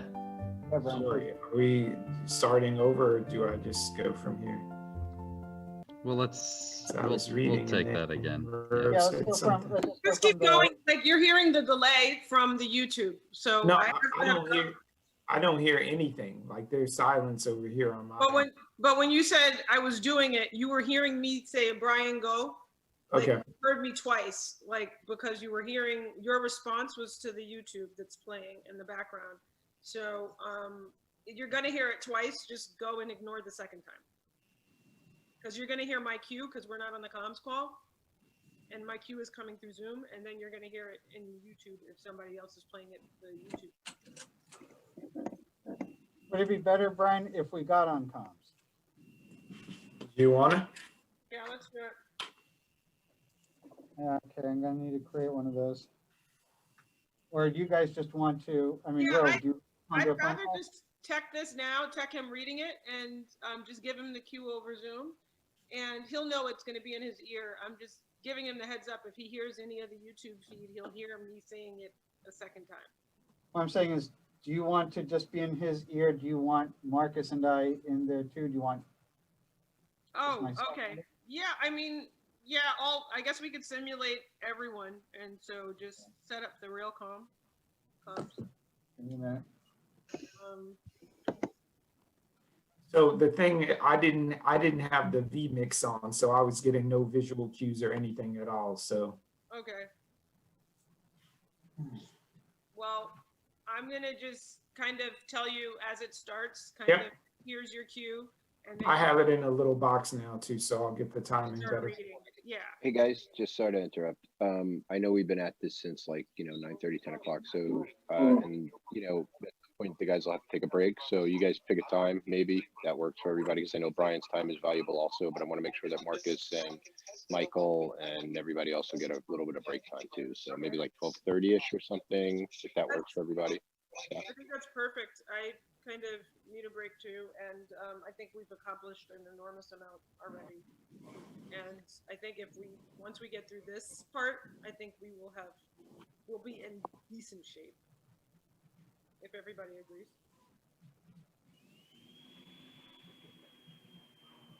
All right. Cool. So comms call, you sent it. Yep. Yeah. All right. Ding. I have joined the comms. First one there, Brian, First one where? on the comms. He just emailed us the comms. Michael or Marcus. See the mouse on Brian's face? Oh gosh. All right, I'm gonna mute myself. Put up his nose.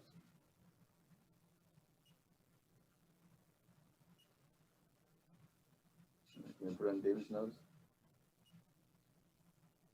Somebody calling me, what? Huh? So do you guys feel like we still need the 4 o'clock tech? Now that we've kind of run through most of this, and once we get through this, Rose, say that one more time. you guys still feel like we need the 4 o'clock tech now that? Yes. Yeah, absolutely. Yeah. Because what we'll want to do is run the show. Okay, I appreciate that. I just kind of am just trying to. Yeah, so far it's been a great session working out technical issues, but we need to really properly run the show. Okay. Oh, don't say that out loud. I It's been would okay. be more comfortable with it. I just kind of wanted to ask.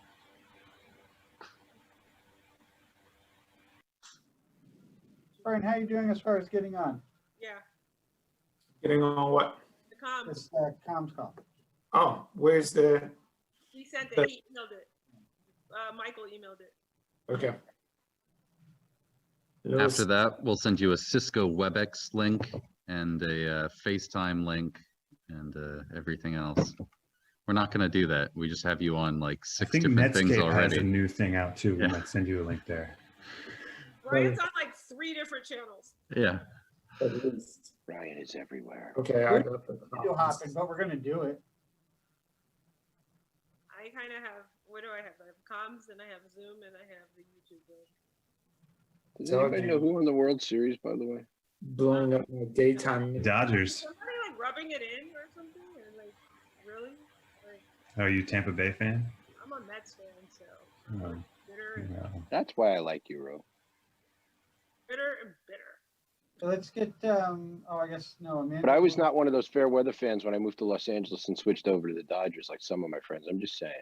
Well, you can't if you really understand the true history of baseball. I know. Like I come from a National League family. Like when the Dodgers left, you can't. We're done with them. Enter the meeting pin. So when Adams is done, we're gonna stop his video and remove him. Yes, he can deuces live From office or just from the call? from the call. He's out of Zoom. He's gone. Once he's done, he's out. Yeah, He he can watch probably- it on YouTube if he wants to I'm watch sure it. he'll want to do it himself, but just I'll just make sure. And for this rehearsal, I'm going to I'm going to stop Amanda's video. Okay. Connected when you enter the pin, followed by the pound key.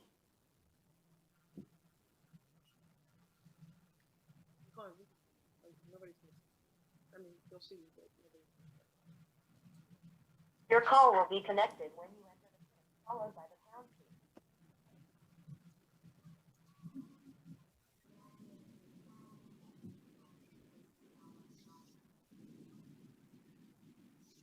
Your call will be connected when you enter the pin. You certainly are.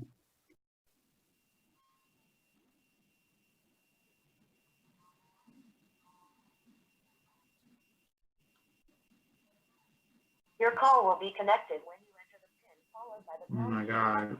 What is the pin? 993 125 625. Your call will be connected. Thank you. That pin doesn't match a meeting that's ready to start soon. Enter the meeting pin followed by.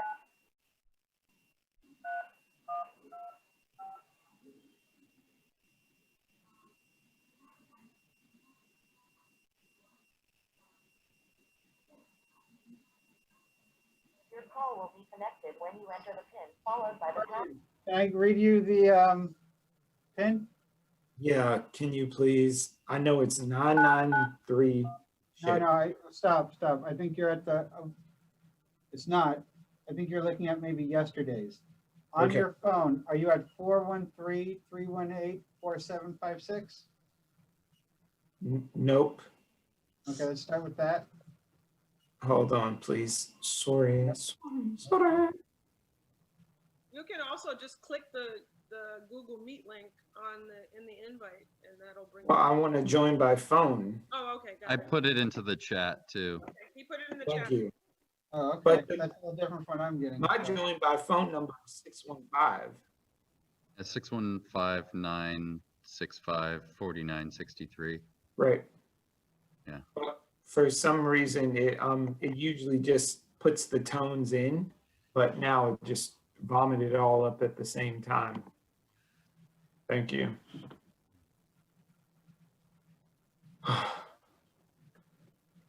Life is hard. The phone is dying.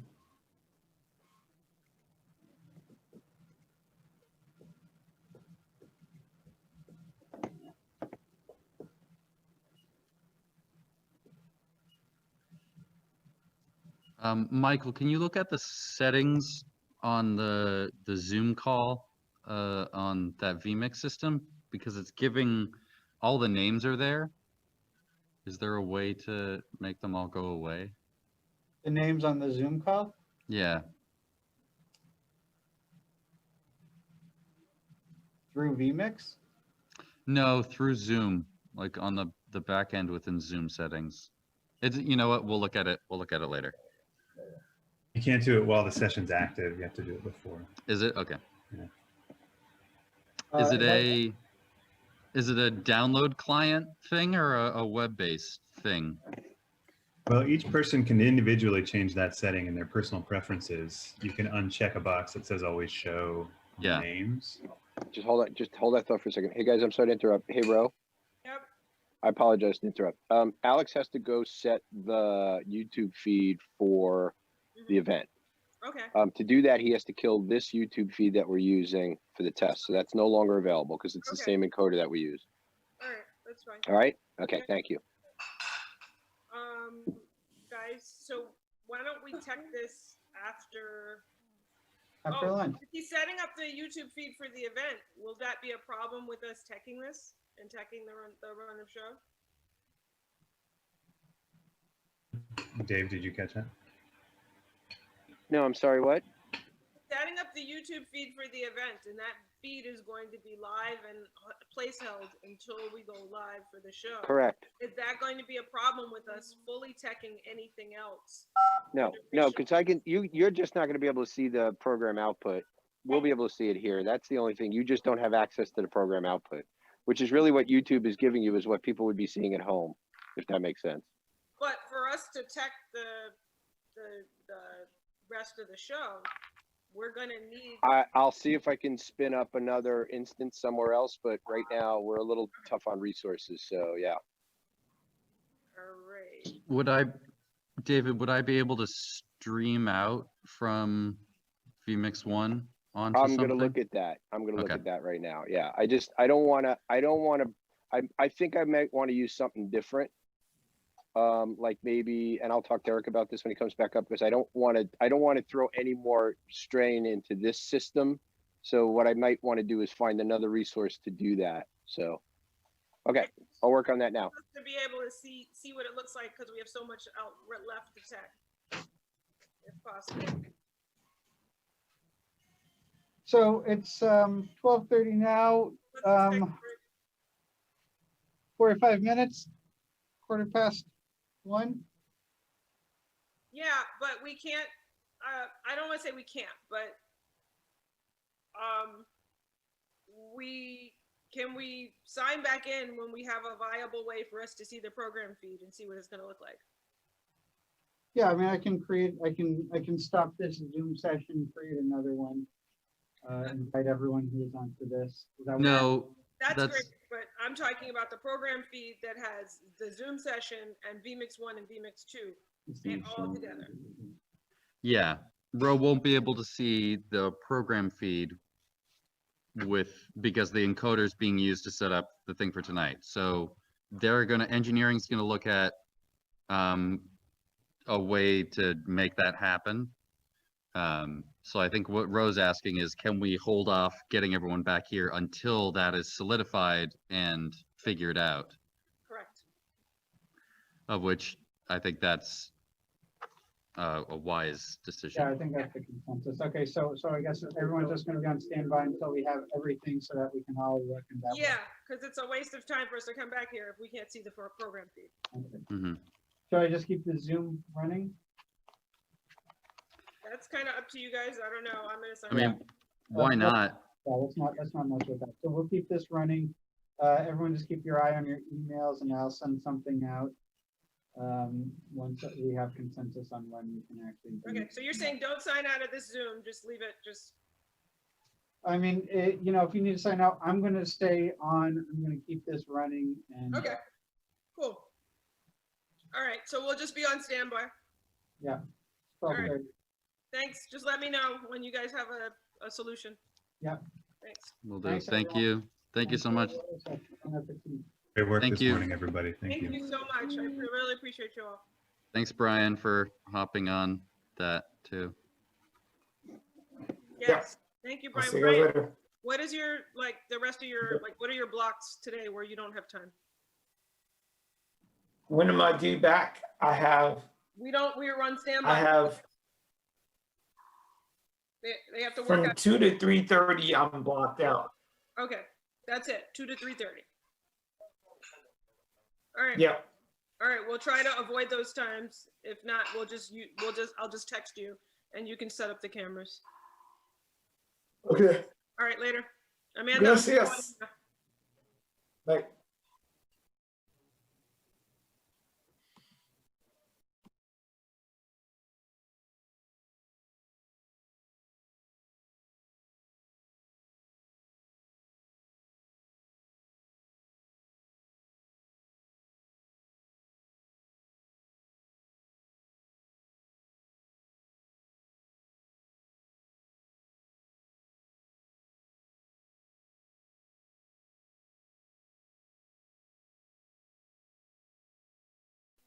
Hey, Ro, we don't have to kill that feed after all.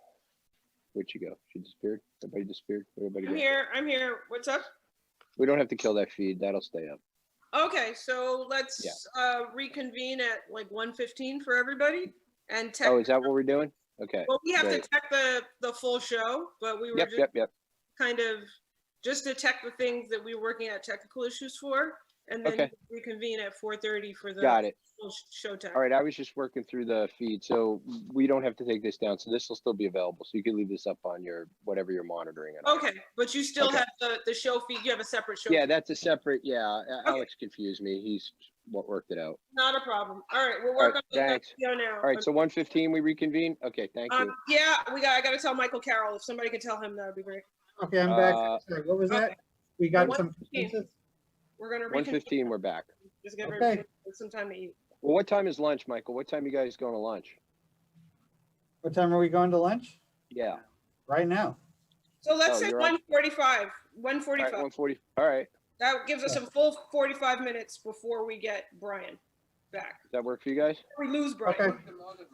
1:45. I'll text everyone. Thank you. Thanks. Yeah.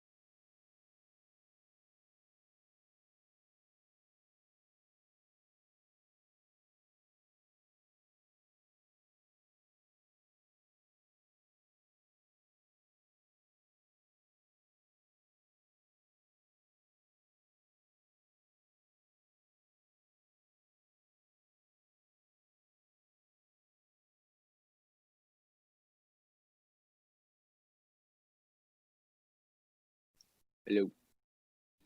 Hello.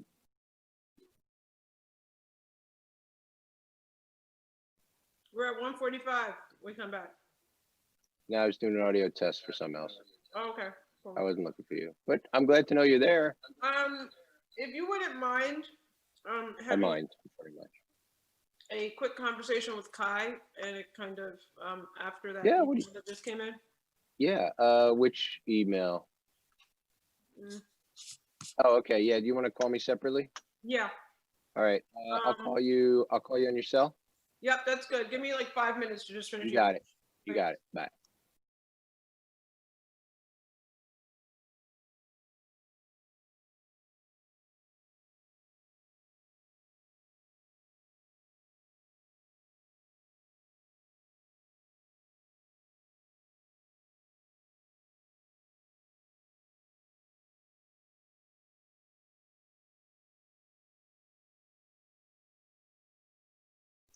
YouTube audio test 1, 2, 3, 4.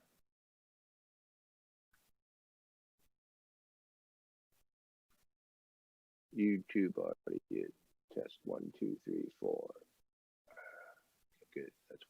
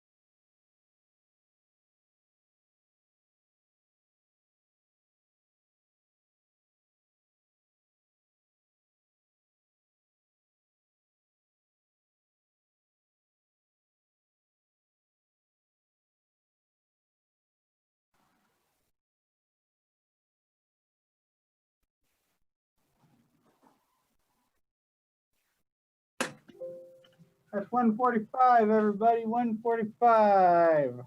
We're back. Robot roll call. Cambot.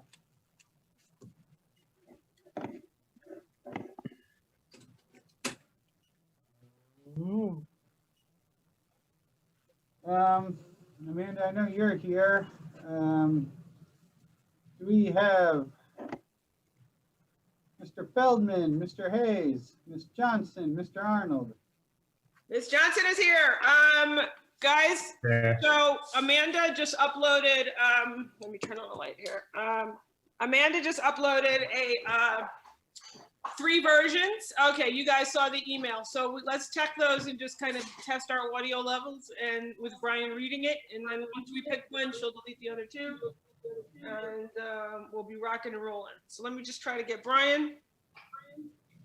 Is he still on the Zoom or no? He is not. Okay. Sorry, what are we checking?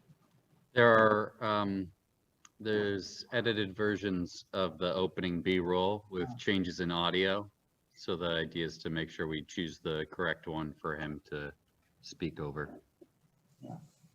All right, let me try to get Brian on the line. Give me off the invite numbers. And are you sending us a new comms or are we signing into the same comms? I kept the comms open, so. Okay, so I'll just sign back into that same comms. Sure. Let me get Brian. What, Eric, what are the numbers you need me to read off?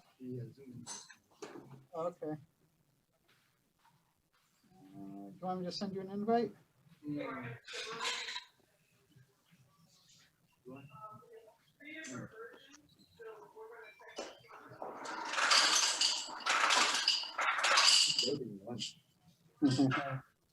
Did everyone have a good lunch? Yeah, exactly. Yeah. Look, I'm making small talk here. So good. Coming in now. 772. No, that's the passcode. Hold on. Meeting ID 817 4907 3643. Ryan's coming back in now.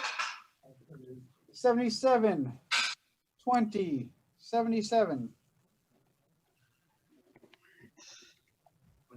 Are we playing bingo? 77 2077. Getting Eric in here. So he's not hogging my stuff.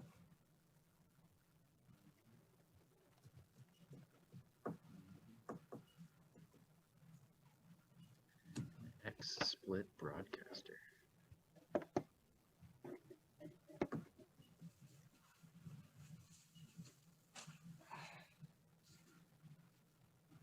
The guitar was really well.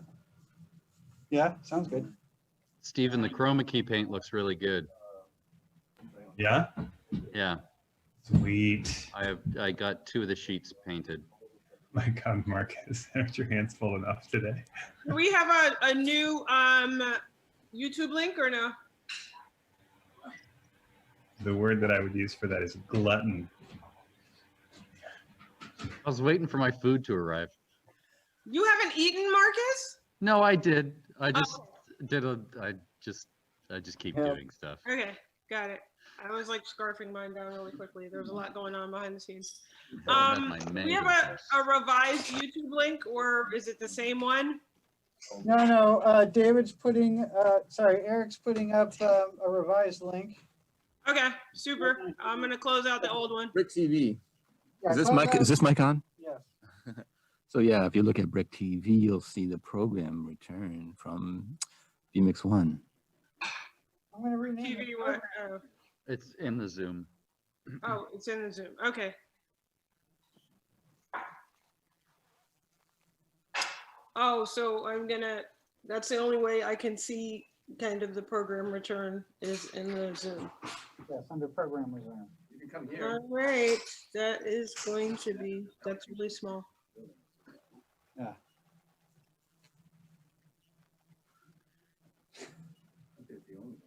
Okay, so this is like routed through one of the vMixes and then back to the Zoom? Correct. Okay, cool. Thanks. Brian! It's just a still image. It's not actually him. Oh. Yeah.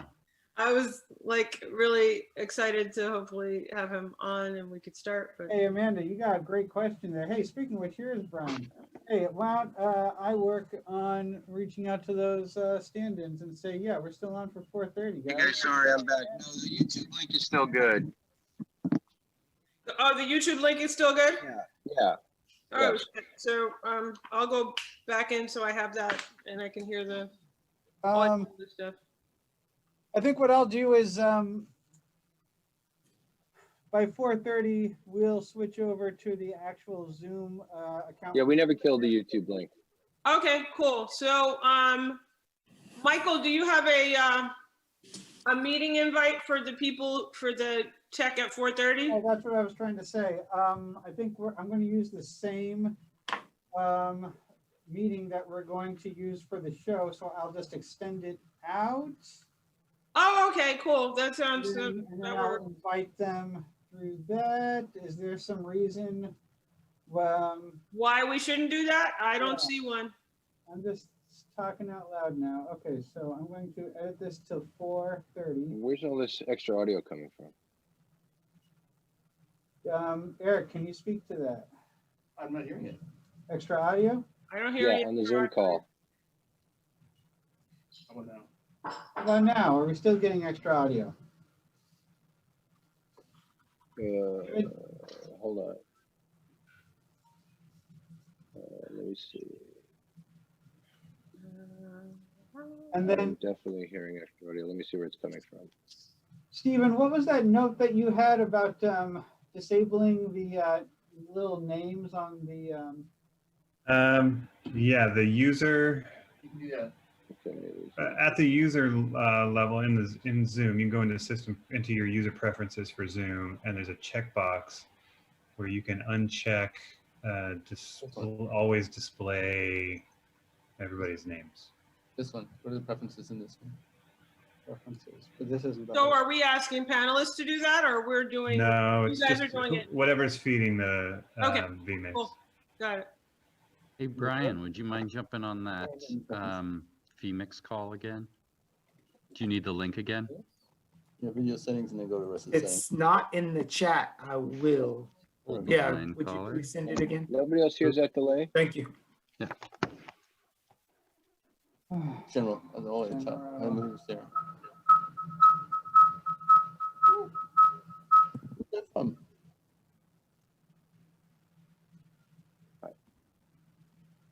I'm going to leave the Zoom call and come back in, but I'm hearing feedback. Is anybody else hearing that? Yeah. Me signing into comms and Oh, I somebody. don't know where it's coming from. Can you mute your microphone? You don't have to leave the meeting. Just mute your microphone. Yeah, I just muted my comms. That was me signing into comms, I believe. Oh, okay. So I'm in the vMix. I muted myself on the vMix. Good. Automatically copy invite link. It's cutting off my head though. Everything is repeating, Eric. I'm hearing everything twice in the Zoom call. Attractive. Is that true for everyone else? I'm not, but maybe not. it's the YouTube. Is it in No, real I'm time? talking about the Zoom call. I'm only talking about the Zoom call. I'm only Okay. listening to the Zoom call. I'm not hearing it twice.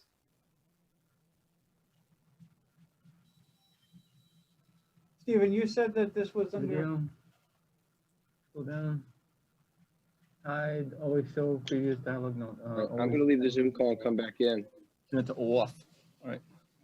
I gotta go deal with Mr. David. Okay, good luck. Keep an eye on the vMix return if you can. So this. Well, no. Let me reroute you here. Hold on.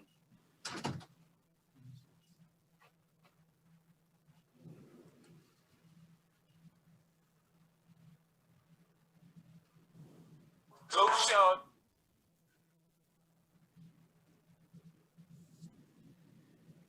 Happy birthday.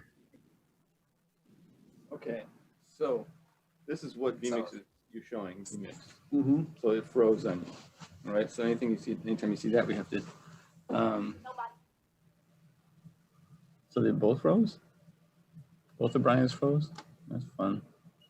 So we gotta come here, go to minimize screen, exit full screen. No, he didn't freeze. He was just looking at his phone. Yeah. No, but what you're seeing out of us right now is frozen.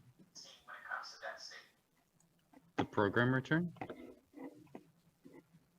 Yeah.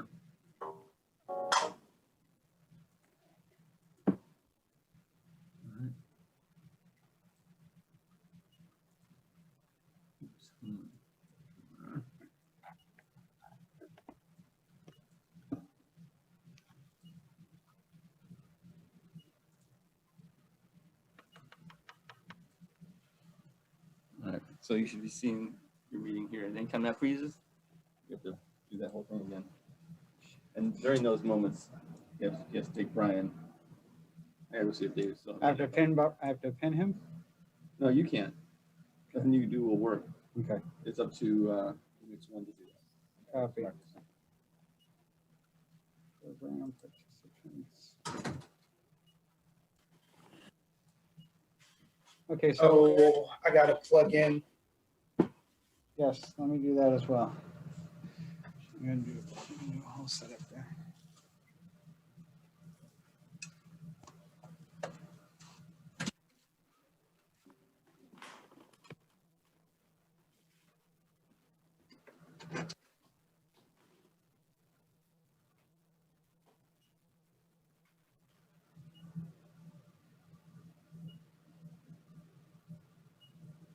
Oh, man.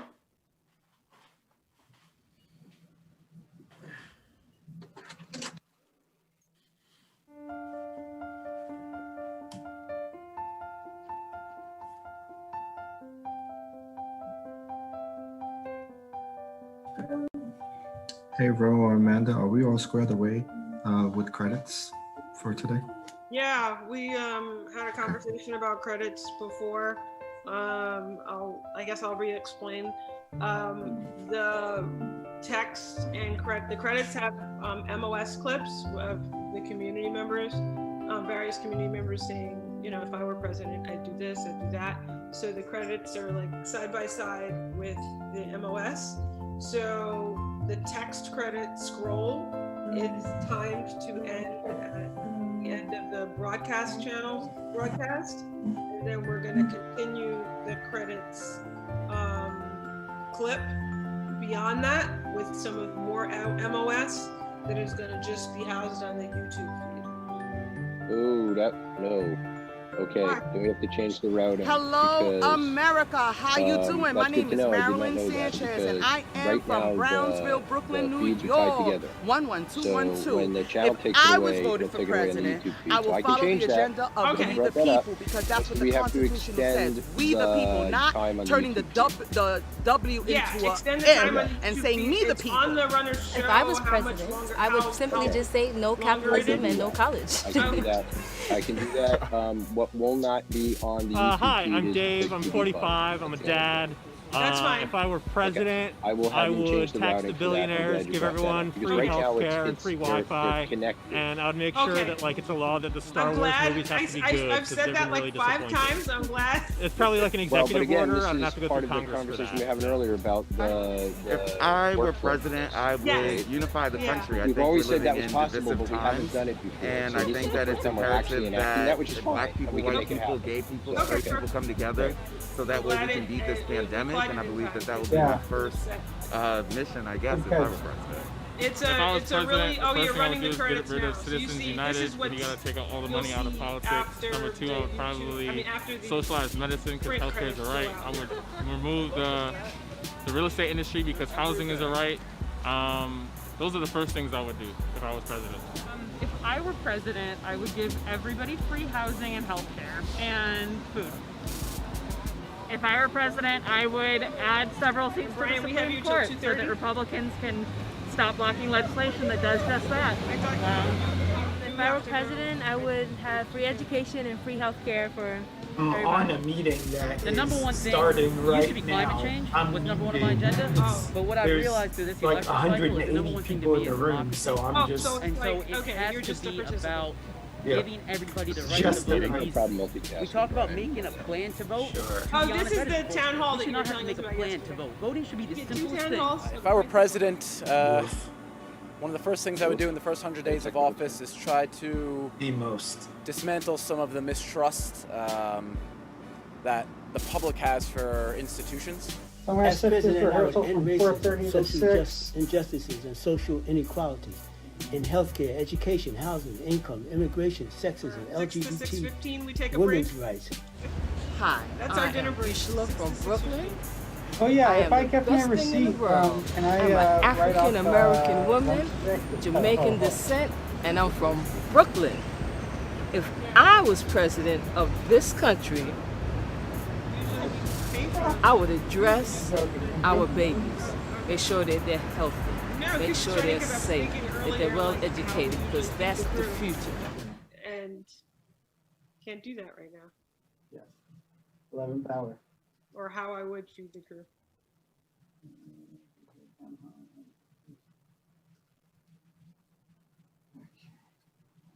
Did Zoe Cronus say last night that she could make this? I think she did. I'm gonna invite her. I hope so. Yeah, I'll follow up with the following minute. Michael, I think the reason the Zoom froze is that we were changing settings and stuff in Zoom. That should go away. That shouldn't be a problem anymore once we're all set in Zoom and Okay. we get things Well, going. we're gonna switch off from this Zoom session to the one that we have officially assigned at around 4 o'clock. All right, we'll give us enough time to panic. Yeah. But if we want to make a drill out of the reset, we can do that a couple times, but maybe just wait and see if it freezes again. Then Are we using a different Zoom session for Tell the Marcus. show? We'll have to tell Marcus to take Brian full screen. If it freezes, yeah. It'll be a lot easier to see. Did you if reset it's the frozen. crop and everything on it though? It'll be a lot easier to see. No, you're doing the cropping, so that's already done. At least you were doing the cropping. So yeah, you're doing the cropping, right? He's doing the cropping. Yeah. Does he know he's doing the cropping? Marcus, Source. you know that you were doing the cropping? I hadn't done the cropping In the past? yet. Change though. 'Cause all I do is restart That- my end and then restart your end. I think what he's saying, what Eric's saying is that the cropping's happening on your end. Yeah, I'm trying to find the source. There we go. Because I've got the Kona coming in, and I've got this other built thing Alright, hold on as one well. second. And this is the correct I'm one. gonna log I into just the computer. Hold didn't on. see where it was. That's the I gotta cropping. log into the engineering. Yeah, I know. All right. Here, I'm gonna mute you. Move this up to the top. So no matter what we do on our end, if we restart, yours stays the same. So you'll take Brian full screen, we rebuild it, restart, that is, and it'll be a lot easier to tell we need to restart because they've got people in it. We had the Zoom welcome page up before and that you couldn't tell was frozen. All right, so encoder 2 is what is, oh, hold on. Encoder 2? Are we talking Zoom, we're talking YouTube?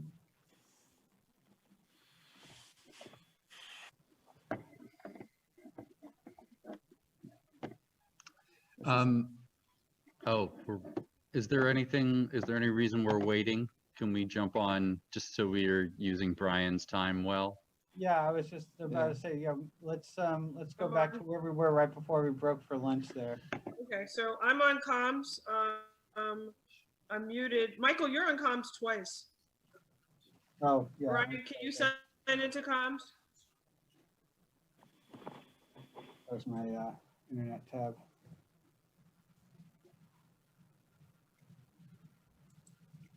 You should be able to, it's the same comm, so you should be able to just redial on your phone, the same thing.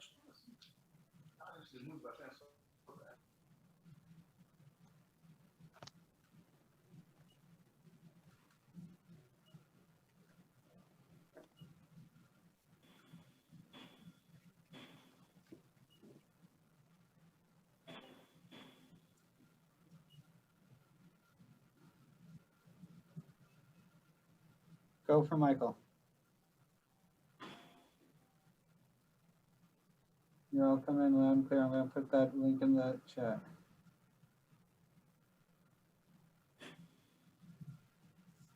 Thanks, All right, Michael. you trying to dial in? Enter the pin followed by the pound key.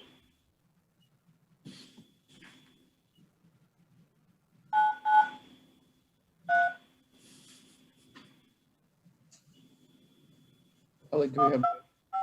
2:30. All right. Thank you. That pin doesn't match a meeting that's ready to start soon. Yeah, mouse pointing on the screen. Followed by the pound key. There you go. There you go. Nobody's looking, not a single person. Marcus is the only one looking. I can't tell if he's smiling or not. Thank you. You're joining a call with 3 other people. Thank you. Thank you for attitude. Thank you. Oh, Brian, if you can mute. Thank you. Thank you.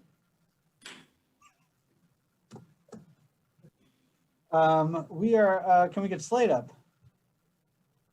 Slater. Can we get Amanda? Are you with us?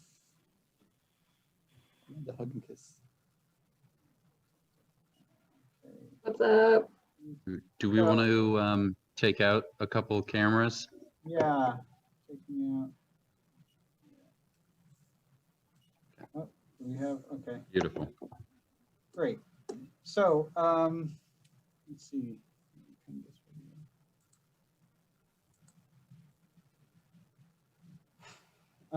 So we're going to start with Brooklyn for President. We're going to keep this up for another 20 seconds, 25 seconds.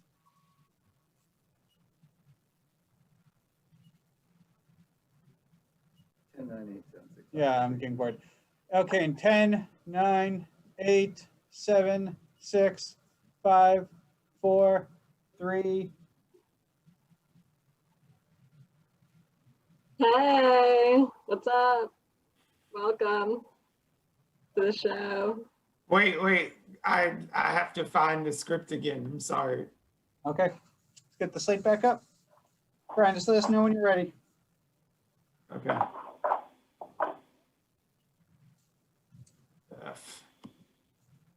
Mr. Adams, are you running for mayor? Yeah, Amanda, give a little dialogue about how great Brooklyn is. Yeah. All right, I've got it. Brooklyn's super duper. Cool. I like Queens better. Run for Okay, mayor. Vote for so That's we're a good gonna step, go in 10, 9, 8, 7, 6, 5, 4, 3. Hey everyone, welcome to the show. Really excited to have you. Brooklyn's pretty great. Can't wait to talk about it. Can't wait for Brian to give his opening monologue soon. It's gonna be good.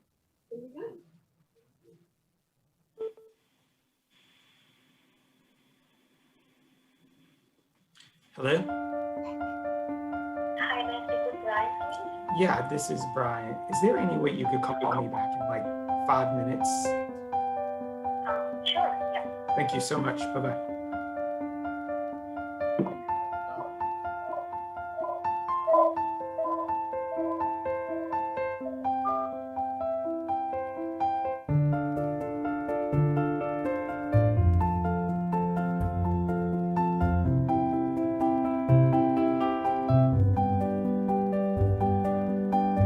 I effed up on the call, so you'll have to just tell me now when to talk.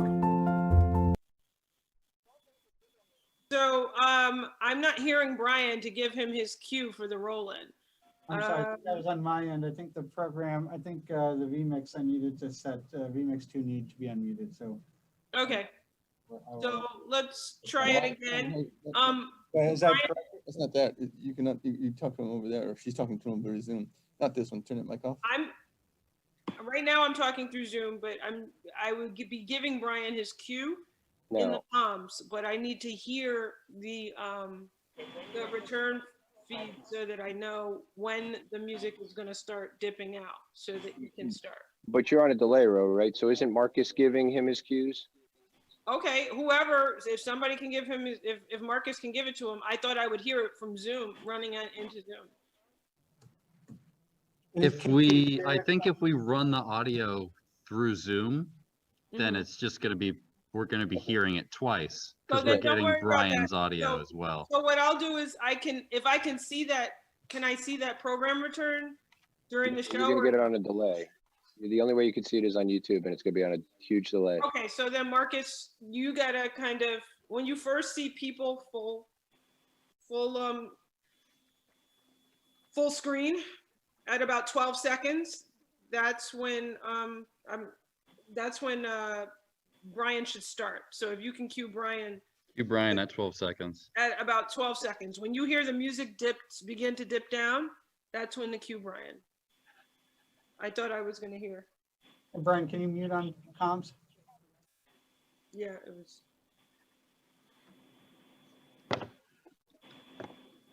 Cool. And then you see where when he says 91-year-old grandmother, that's when he should come full screen and we should come out of the video. Okay. Sounds good. All right. All right, the only thing before you guys get started, so everything that you guys are saying on the Zoom call, by the way, I hear on the program feed. I don't know if they're supposed to hear that or not. So that means people just have to stay silent. Right, okay.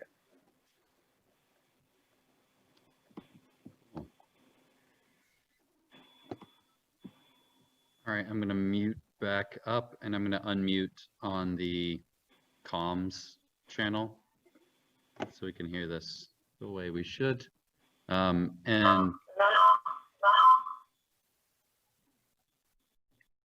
And then Amanda, do you want to just take it from the end of the Eric Adams bit? Cool. So cut back. Michael, can you repin Eric Adams?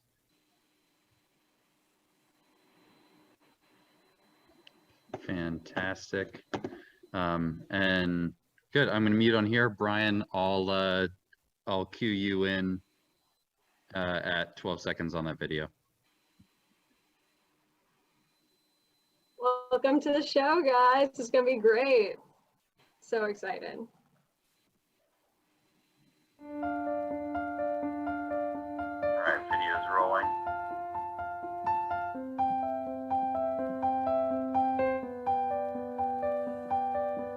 Brian, go. As evidenced by historic levels of early voter turnout, civic engagement is at an all-time high. For many communities here in Brooklyn, the need to be heard during the 2020 presidential election cycle may feel like a life or death matter. We've watched the news and the debates, yet still find ourselves asking, what does the national election have to do with us? To me. A 91-year-old great-grandmother in Clinton Hill recently shared with us that she's never lived through anything as intense as the current climate in the US. Amid a global pandemic, she was more committed than ever to casting her ballot in the upcoming presidential election, albeit an absentee ballot via postal mail 2 weeks ago. We are in what many hope is a once-in-a-lifetime moment.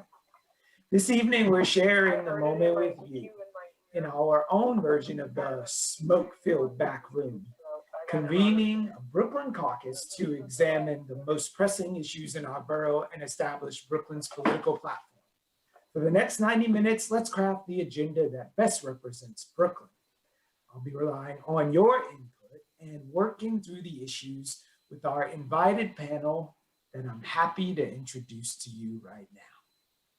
Here with us this evening is José Albino. I don't have this in front of me, so I'm just making this up as I on the document that has it. From GRIOT Circle, Michelle De La Uz from the Fifth Avenue Committee, Ray Gomes, a food justice activist, Randy Piers, president of the Brooklyn Chamber, and one more person, and Nadia Lopez, educator and activist. And When we go through this again, can we do the full screen when he shows who everyone is, or is that too much? Michael, what do you think? go do this on Zoom here. Okay. By the way, I'm hearing comms on the program So feed. Okay, I guys, guess what I'm sorry. asking is while he's going through and introducing everyone, is there a way that we can like go full screen for each individual panelist so that we show them as they're introduced? Not elegantly. I'm sorry. I can't, not elegantly, you know, like you would see something like replace pin.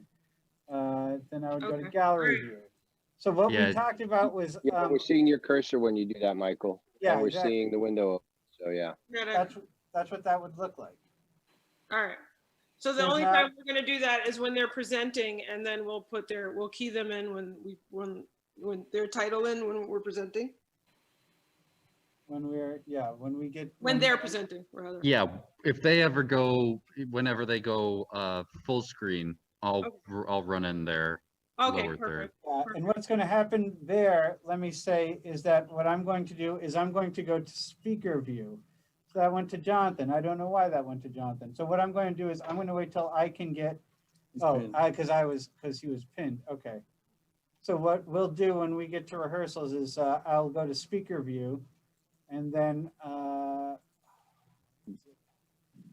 But everything you're doing is online. Yeah. So which volume one was it the high, medium, or low that we tried out? So sorry, what I can do is, so long as we understand, the panelists understand that while someone is presenting, no one else is speaking, I can go to speaker view. But let's say, for instance, Brian clears his throat right now. It would just go like that because what I have is speaker view. Otherwise, I need to go in and kind of show everyone what I'm working on. Okay, That's my shortcut. I can use a keyboard shortcut to, just.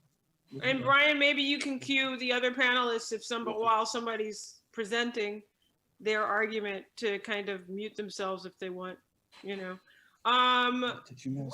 of the three did we use as far as volume? That was the highest one. Okay, and how did we feel about that?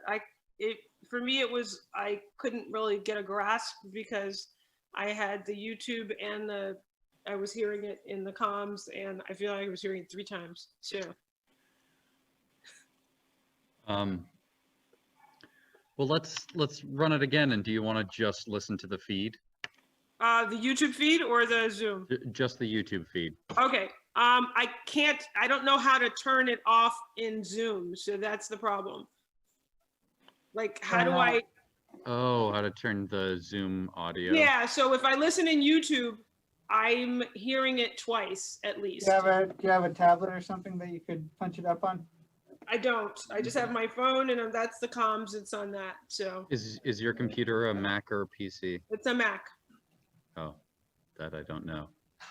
Do you have individual control of application audio? Individual control of application audio, just to pull zooms down. You can't change Zoom's volume, I don't think.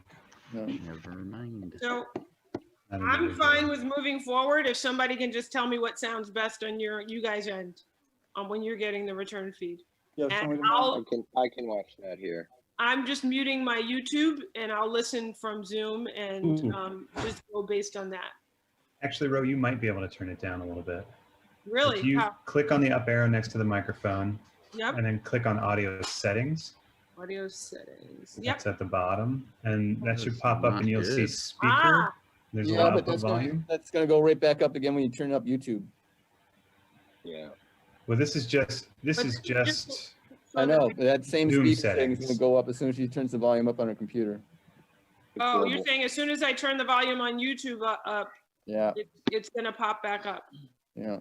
Okay, so let's just, for now, I'm just gonna listen to the YouTube, but I'm just and trusting you guys' judgment. I'm gonna go based on what I hear in YouTube and trust you guys' judgment because I don't want to waste time on this. Okay. Yeah, it's Okay. 2:20 right now. Let's see if we can go back to the slate. Go back to the top. Yeah, go back to the top. I'll count us down in 10, 9, 8, 7, 6, 5, 4, 3. Mouse. Hey guys, welcome to the show. It's gonna be so great. I'm really excited. That's where it last a saw lot it. of fun features. Go back into the very corner of her It's gonna be bedroom. great.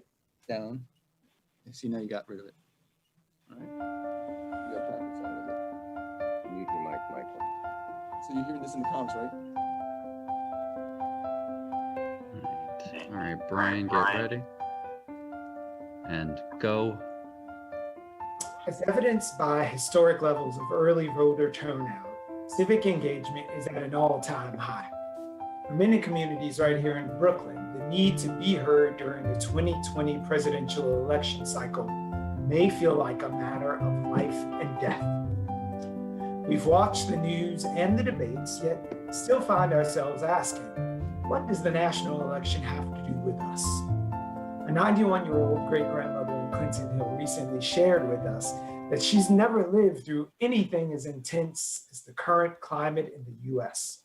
Amid a global pandemic, she was more committed than ever to casting her ballot in the coming presidential election, albeit an absentee ballot via postal mail 2 weeks ago, where we are in what many hope is a once-in-a-lifetime moment.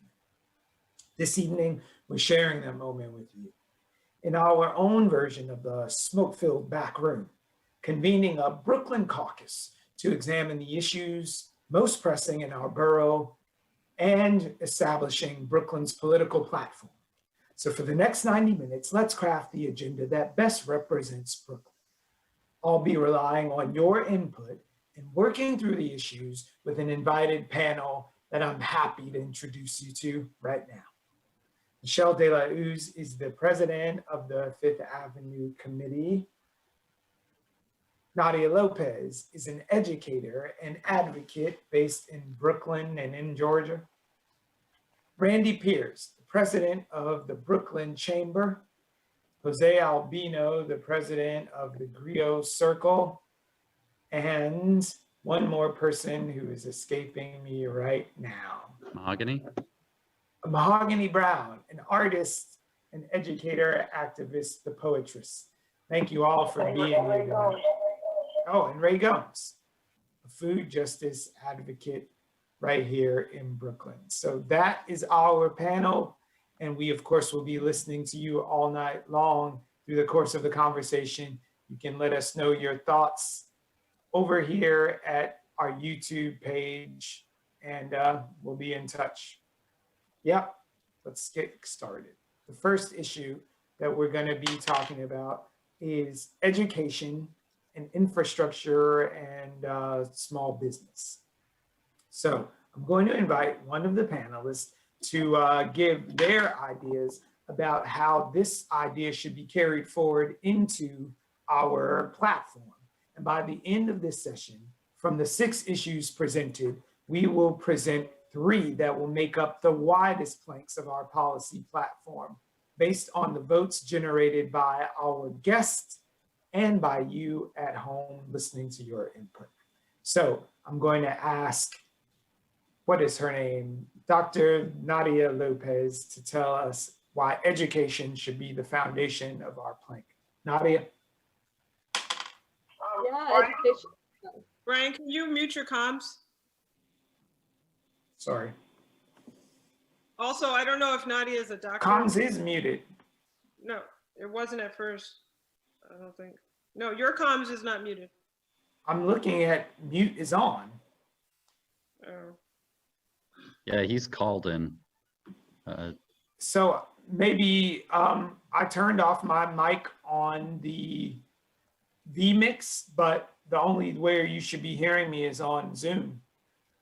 Okay, every time I turn on my comms, it's like I get feedback, and so I'm trying to figure out where it's coming from. Anyway, my comms is on. My comms is not on mute now. This is me, and this is on mute. Okay. I don't know if I can communicate with you on comms because each time I turn it on, it just gets wacky. Well, there's no point in me having it if you're not going to talk to me on it. I know. We'll work that out in a second. Just real quick, I don't know if Nadia Lopez is a doctorate. Like. Yeah, I'm just making shit up. Oh, okay, cool. All right. All right, can you hear me, Brian? Yeah. So that's what I'm talking about. Like somebody's comms is not muted because we're all hearing. I'm hearing. Through the Zoom? Yeah, like when I talk to you, it's coming somewhere. Well, I'm saying my Zoom mic is open.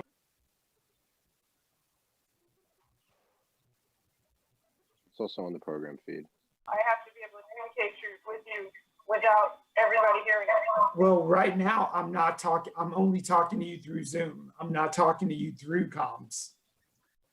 I know, but what I'm saying is. Yeah, I I get. have a tab open. Speaker. A tab on the computer, the speaker. No, Brian, do you have earbuds connected to that or a headphone jack No, connected to your that's me phone? listening to the other computer, period. Yeah, so So it's should I put on headphones for this? for comms or for Zoom, yeah. Because that's probably what it's picking up, is it's picking up the comm coming out over the speaker. Giving the feedback that you feel protected, your health, your well-being. We're doing a good job of keeping you informed. However, I know that it's never enough. We have to keep finding ways of Okay, say something. with one another. Test. Okay, but I know now you're hearing this part. You're getting the support you need. Still on the program feed, guys. Better at home. What else do you need? All right. So those are pretty outstanding numbers. Can you hear me? Yeah, she is still hearing me. Wait, but it's not coming through my ear. Hold on. Yeah. Test. Is that coming through your ear? Now it's in my ear. Okay. Okay, now can you guys hear me? You're still hearing me out loud.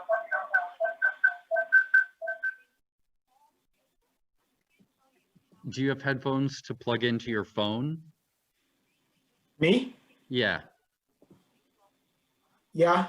Or like earbuds or something? Yeah, I used the earbud I used the headphone last time, but they're not in the room with me. Last time you used the earbud for the comm and you used the headphone for the Zoom. All right, We well, I to have to duplicate get that. his things. Hold on.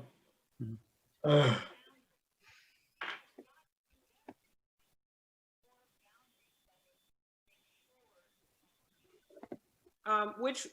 While we're doing that, which one did we test as far as the open? Which version? The open was the highest level. Oh, both times was the highest level. Mm-hmm. What did the audio sound like? Because as I said, I'm not getting the music on the program feed. Yeah. So it's only here. Dave, how did that sound coming through the program feed? It was fine. The only thing I'm hearing comms on program. Otherwise, it was fine. The levels were good. Okay, so we'll use the highest level then. Amanda, can you delete the other two? I will delete them from vMix. Okay, cool. And if you can delete them from the program folder, Amanda.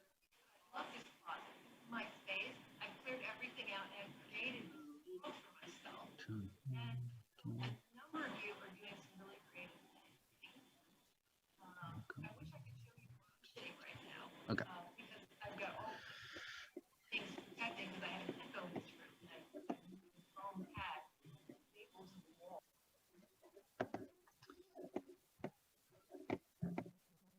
Thanks, Amanda.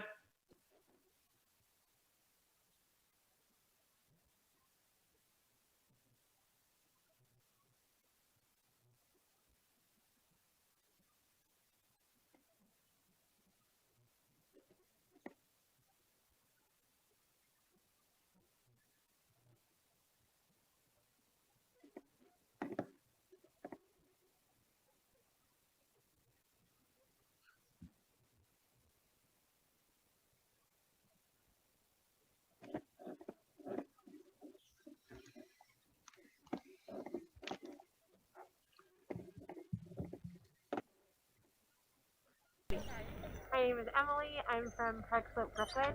If I were president, I would make public education much stronger than it is now so that every kid had an equal opportunity to have the best education possible.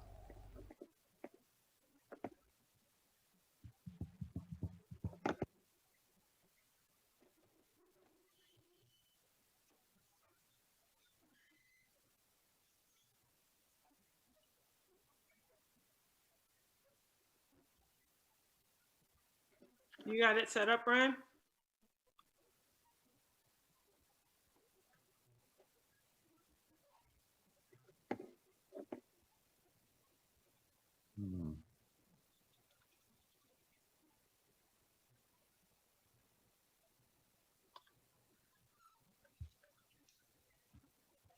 So I'm thinking about this for this video, this education clip that's going to get rolled in. Yeah. So like for the topic 1, education with Nadia, after Brian pivots to it, the first thing that happens is it rolls in that clip. Do they need audio in Zoom to hear that? Because I don't think they're going to get that. I don't necessarily think the participants need to hear it. Yeah. It would be helpful just for them to have some context. But yeah, Because it's just like 13 seconds. yeah, I don't think they necessarily need to hear it. They, Cool. Maybe what we can do, maybe Amanda and I can send them links to them so that they can see what people are going to say, like what the roll-ins are, and explain to them that they're not going to hear them. Or if there's a way when they sign in at 6:30, we can just play it for them real quick so that they kind of have a perspective. Is there a way to do that within the tech? Time's tight, and we have a lot to go over. I think that would be best to try and. Okay, so we'll try to send it to them in advance just so that they know what they're going to be, but then they I have one in each ear now. Okay, hold on, let's test it. Testing, check 1, 2. Got you on comms, got you on program. Perfect. I'm no longer hearing comms come back through program. Freaking Android. Did you say you were or were not, Dave? I am no longer hearing comms come back through program. Thank you. So Brian, do you want to do a toss to one of our panelists who's going to give their introduction? Uh-huh. I believe you were in the process of tossing to Nadia Lopez to talk about education, and we'll toss it to Amanda for that. So wait, you want to do from the top or just from the point of blah, blah? Does anyone feel like we need to go from the top? Sure. Marcus, how do you feel about this? Sure, yeah, let's do it from the top. Great. Take it from the top, everybody. And Marcus, I'm hearing you because your Zoom mic is on, right? That's why I'm hearing you on program? Yeah. Perfect. Okay, good. Problem solved. I don't know what Eric did, but he fixed it. I don't know if he fixed Oh, it. so I would be happy with, I'm sorry, I was talking in comms and not over here. I would be happy with trying once more, going a little further and kind of checking the toss to the roll-in and out of the roll-in into Nadia Lopez, or into how you said it, Brian. Who wants to take this? And then you just kind of pick Nadia. Who wants to talk about education? Well, Nadia, you're the, you're the educator. We'll take it. Think about Okay. We can start from the top. and what it can and can't deliver based on. Everyone's okay with that. I can't tell you what. Sounds great. I just turned my camera on so that you have the boxing for 7 people because I didn't see 7. Right. I see that. Appreciate it. Okay, so we're gonna go in 5, 4, 3, 2. Hey guys, welcome to the show. It's gonna be really great. We have Brian Vines. It's gonna be really exciting. Okay, on the next slide, I want to go to is, so you told me about the 3-day a week, but what I'm also hearing from you that you're confident about is because you're also highly. I'm hearing some. As evidenced by historic levels of early voter turnout, civic engagement is at an all-time high for many communities here in Brooklyn. The need for Brooklynites to engage in the 2020 presidential election cycle is what some may consider a matter of life or death. We watch the news and the debates and still find ourselves asking, what does the national election have to do with us? 91-year-old great-grandmother in Clinton Hill recently shared with us that she's never lived through anything as intense as the current climate in the US. Amid a global pandemic, she was more committed than ever to casting her ballot in the upcoming presidential election, albeit on an absentee ballot via postal mail 2 weeks ago. We are in what many hope is a once-in-a-lifetime moment. This evening, we're sharing that moment with you in our own version of the smoke-filled back room, convening a Brooklyn caucus to examine the issues most pressing in our borough and establish Brooklyn's political platform. Now, for the next 90 minutes, let's craft the agenda that best represents Brooklyn. I'll be relying on your input and working through the issues with our invited panel that I'm happy to introduce you to now. Here with us this evening are from the Fifth Avenue Committee, Michelle Delahousse, José Albino, the president of GRIOT Circle, Ray Gomes, a food justice advocate based here in Brooklyn, Brooklyn's principal, Nadia Lopez, an educational advocate. I'm also looking at the person that I can't remember, Randy Pierce, the director of the Brooklyn Chamber. And there's one more person, Mahogany Brown, the host of poetry here at Slam Poetry at Brooklyn Brick House, and also a great artist from Brooklyn. So that is our panel, and they are here with us. We're going to be engaging in some lively discussion, but you are the key ingredient here. Throughout the night, we're going to be checking in with videos shot with Brooklynites telling us what their agenda would be as president.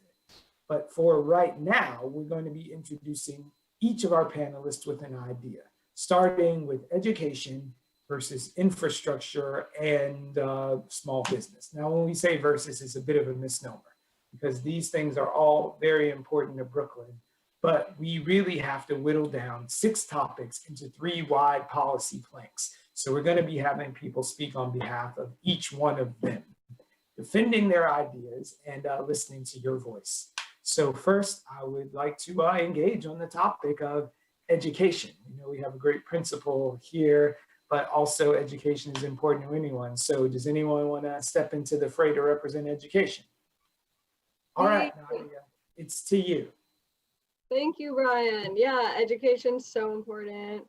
I really think we have to fund the schools and make sure the ventilation systems are better.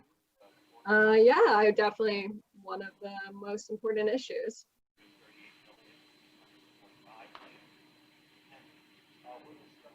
So thank you for that impassioned plea on behalf of education. Now, like I said, everything here is first among equals, and it would be really hard if one of the legs of this table were removed.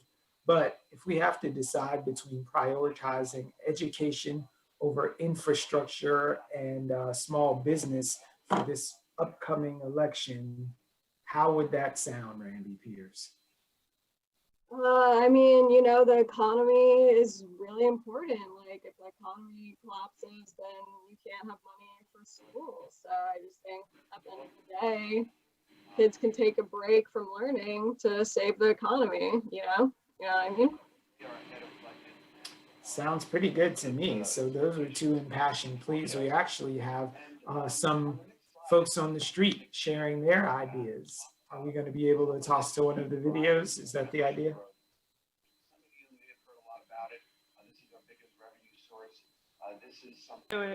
So I think after the introductions of the panelists, you kind of set up that, like, everything that you said about, you know, the topics that we're going to be talking about and how we're going to whittle them down. And I say, and then say, we're going to set this off with education. And when we're going to talk to some people in the street. And when we come back, one of you guys, you know, let me know if you want to talk about education, kind of thing. example of that. Like we'll show this. So this is going to be before I toss to them. Before you toss to them, yeah, it'll be the word education from our plan. Yeah. people. So that'll kind of set the tone for like Brooklyn representing that issue. So I think And we're only going to do the one. No, we have 4, so it can be at your discretion. No, but I'm saying if I say, okay, up first we have education and infrastructure and blah, blah. Yeah, there'll be but we're just only one for gonna each round, yeah. But we're only going to see education. We're not going to hear. One for infrastructure. I don't think so. Do we have an Yeah. infrastructure We had one for economy/infrastructure. We do. We have one for economy and for education. So, but are we going to show them head to head or just let her do No, we do it education? before each present. Okay, so boom, education in the street to Nadia. And then, okay, that was an interesting perspective. Let's hear someone who was concerned with infrastructure or small business, boom, and then to Randy. Yeah, exactly. Okay. All right. So I think we should go back until you introducing the last person and then just run through that. So what, just introducing all over again? You don't have to do every introduction unless it helps with the muscle No, memory. no, but I'm just saying we're tossing. You want to do Nadia and this man again or something else? I'm sorry, I didn't catch that. What'd you say? I said, do you want to do Nadia and Randy again, just like that to introduce or what? No, this is like with the general introductions and then transitioning from the general introduction. So you want to do the at the top intro into this? Into you explaining kind of how things are going to work and then into this. Yeah. Okay. All right, cool. So we're skipping the open. I'm just going to do that like it's already done. Yep. Okay. I think we got the open. If everybody feels Yeah, yeah. comfortable with the open, I feel comfortable with it. All right. $77 million this year. That print and digital together, you see, flattens out the curve. So while print is forecast to beat its budget by $1.2 million in this fiscal year, Will the panelists close their mics for a moment, please? we do expect So somebody had some other audio. That's the meeting that Brian's in. Yeah, Brian's in a meeting, so that's. Okay, all right. Thank you. Yeah. Sorry, we muted you, Brian.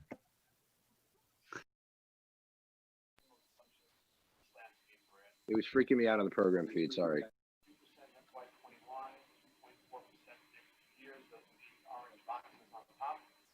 So just kick me when it's done.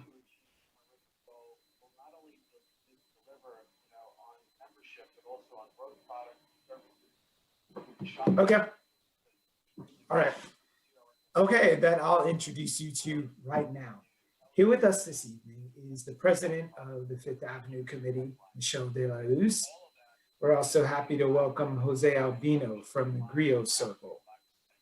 Randy Piers is the president and CEO of the Brooklyn Chamber. Ray Gomes is a food justice advocate working in Brooklyn. Mahogany Brown is the host of the Brooklyn Poetry Slam here at BRIC House, as well as a celebrated spoken word artist and advocate and educator.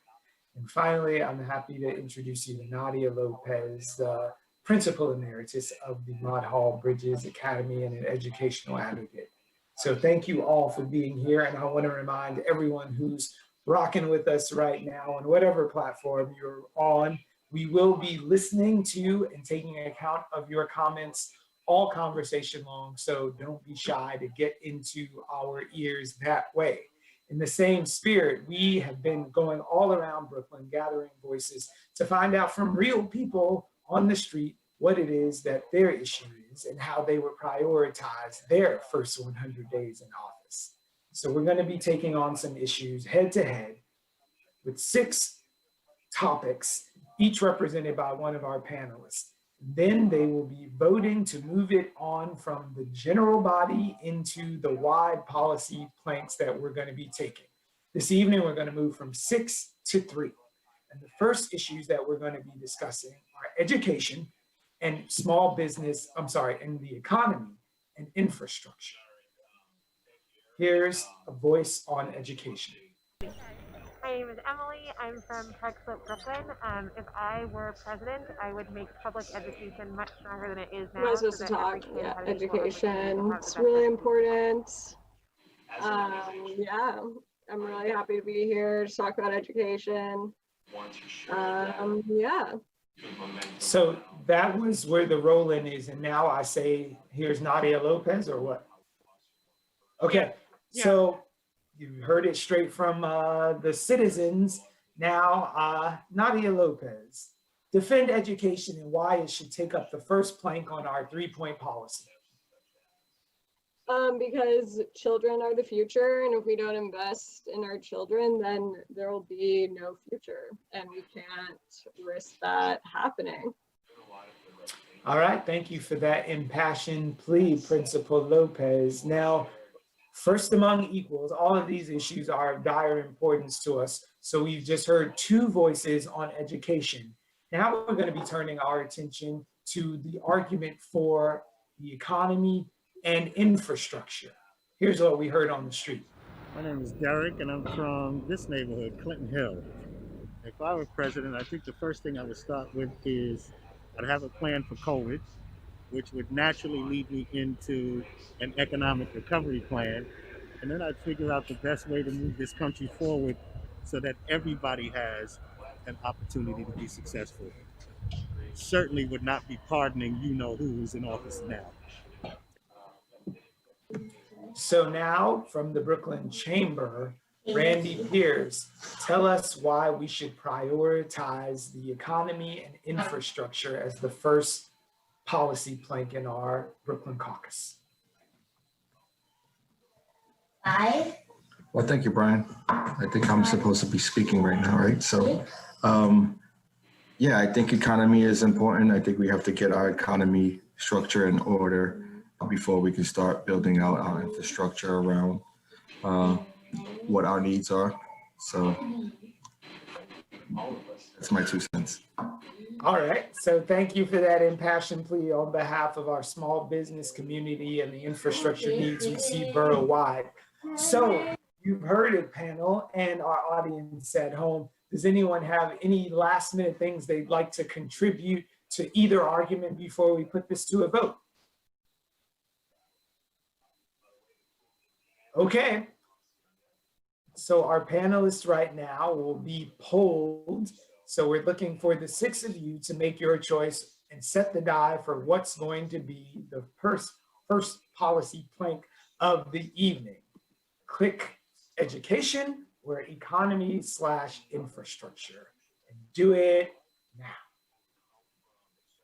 So while our thing is coming through, anybody want to handicap the race? It doesn't have to be a secret ballot.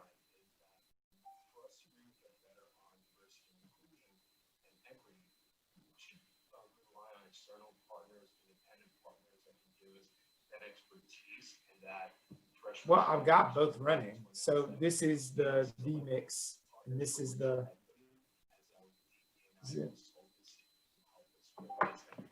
Because do you want the same shot? Because I could make it a different shot completely. Like the side view versus the face view.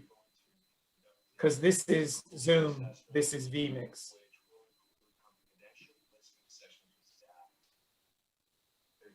Okay. I'm connected here. I'm looking at myself in the V-Mix. I'm like, actually, maybe I should refresh because everything is frozen in the V-Mix. Okay, okay.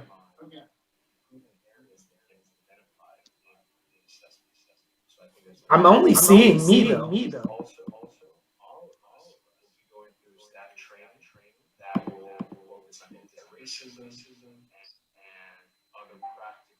What's online right now?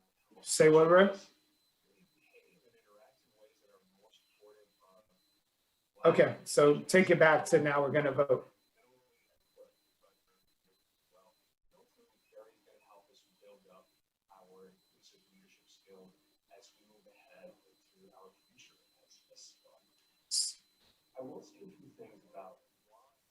Okay, so we've just heard two impassioned pleas for two topics of supreme importance, but the reality of the situation is we can only move forward with one.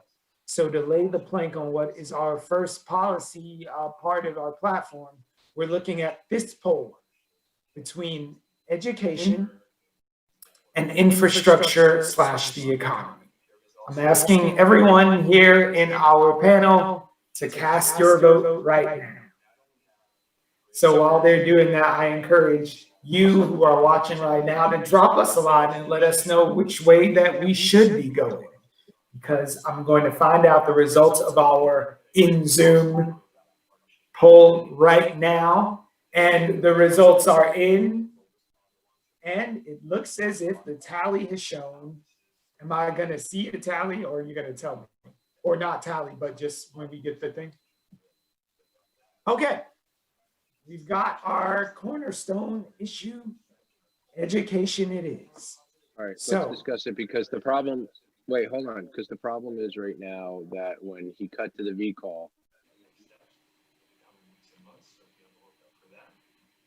I am happy to answer questions during the Q&A session. So please make sure that you add any questions you have into the Google form that showed up on the invite. So, Raphael, we have a couple of questions right now. If I'll read them to you. One person wants to know who are the members of the task force?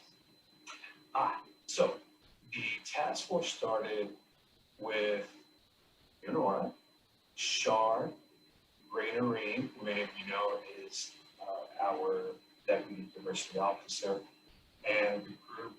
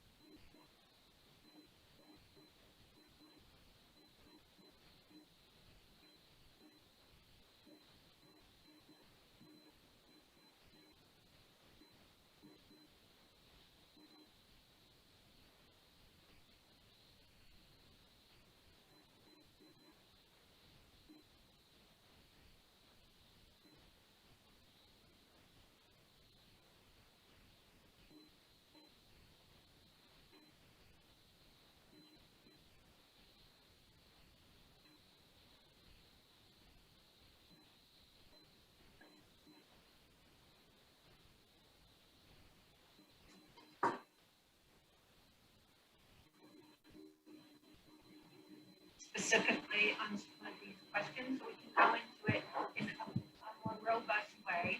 And we will have, I believe Shar is going to talk a little bit about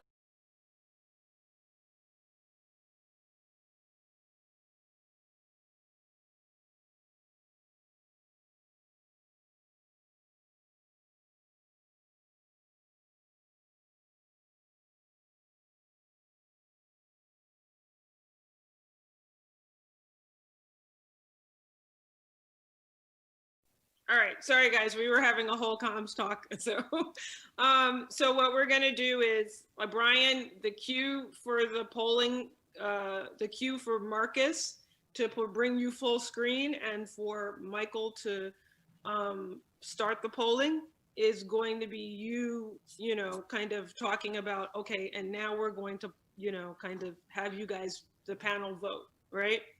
When you say that, Marcus is going to bring you full screen on the vMix channel. And then as soon as you're full screen, Michael is going to start the voting.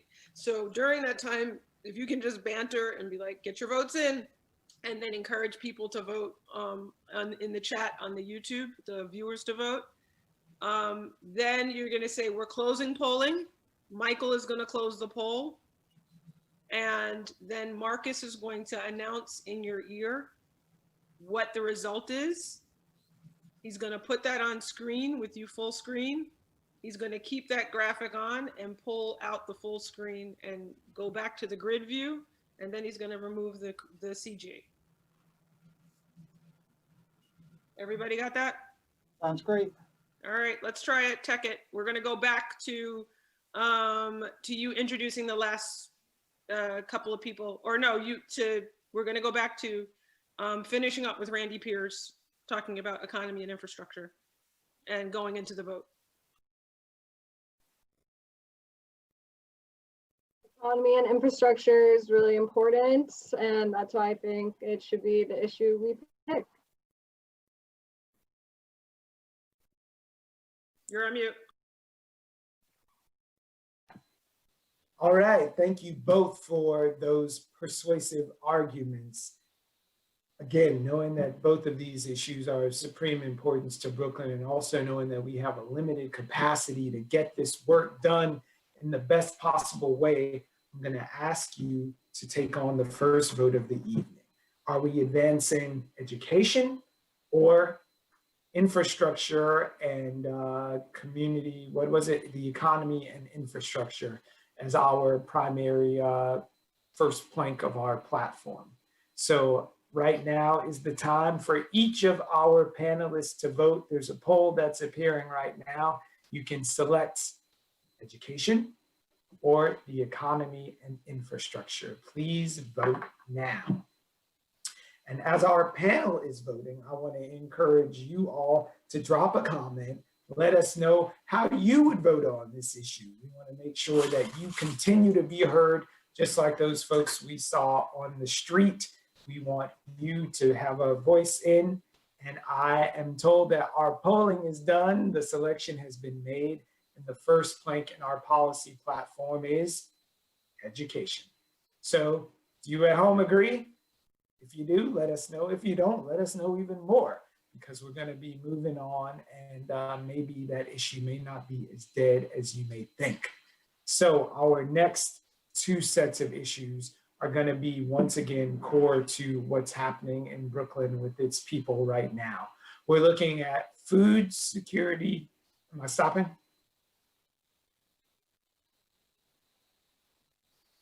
Yeah, I think that was perfect. I think it would be great to just go through it once more, but I really like how that's going. One question, I don't really like your Brian's headroom in the vMix. Yeah, we've got to adjust his camera. Yeah, okay, cool. I'm just throwing that out there. Or just scrunch your neck, yeah. All right, cool. Yeah, let's just go. Is that something I'm gonna do or something you all are gonna play with dimensions? No, I think you have to do it because it's your framing. Is that the Logitech camera or No, the vMix is on my onboard camera. The Zoom is on the Logi. Yeah. Do you want the same shot? That's it. Because I could have. Fine. It's just the vMix is what felt like your head is getting cut off. It's like up to your like forehead. Yeah, you're up here. Yeah.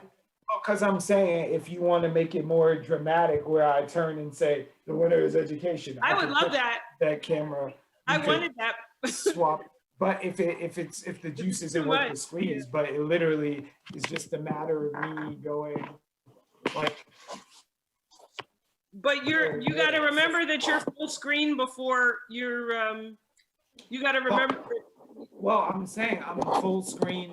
I'm on the vMix here, so if I say and the winner is blah blah blah like that. We just need. Yeah. So this is saying, and now we're gonna go, and Marcus says education, and I say the winner is education. But what you have to remember, Brian, is you're already full screen as soon as we start the polling. On this thing, on the vMix. On the vMix, yeah. On the program, yeah.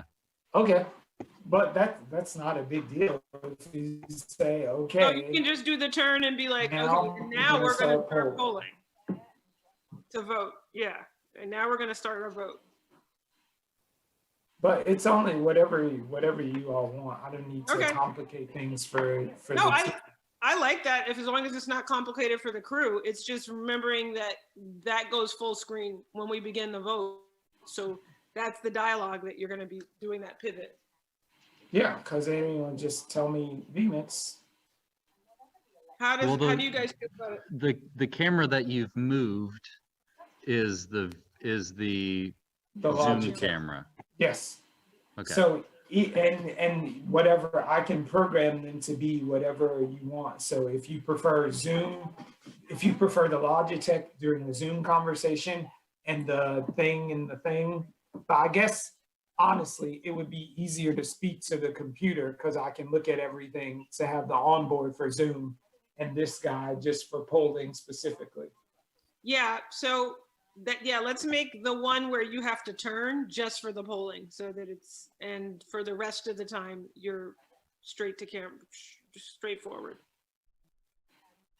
Does that work? I just want to make sure that they both look good, because on just as I'm looking at it now, the plug-in camera looks better than the vMix camera. Yeah, that's what I've been saying all along. The resolution on the vMix camera feels like crap. Yeah, so I just want to look the best on the most consistent, longest thing. Yeah, because I don't want to look good for 3 seconds at a time and fuzzy for 3 minutes at a time. I think that as far as angles, like for the majority of the time, I feel like I would want you straight to camera. Yeah, of course. And then you doing the turn just for the polling. Whichever camera you use, I'll let the crew tell you which one is better. The one done doing the vMix has the lower resolution, so I would want to see the least of it, but I'm gonna shut up. Well, then we should. Time check, it's 3:01. Thank you, Michael. So we determined that we can't use the same camera for both feeds? We cannot. That's too bad. Yeah, it's silly. Why are they so jealous? If only you had a sexy MacBook Pro that you could use for this. I know it works on a MacBook Pro. Does it? Because I can just use the MacBook Pro.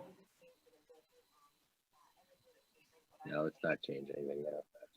Well, I'm saying I'm next to a GD MacBook Pro right here, so that's very nice. It's a resource that we have available.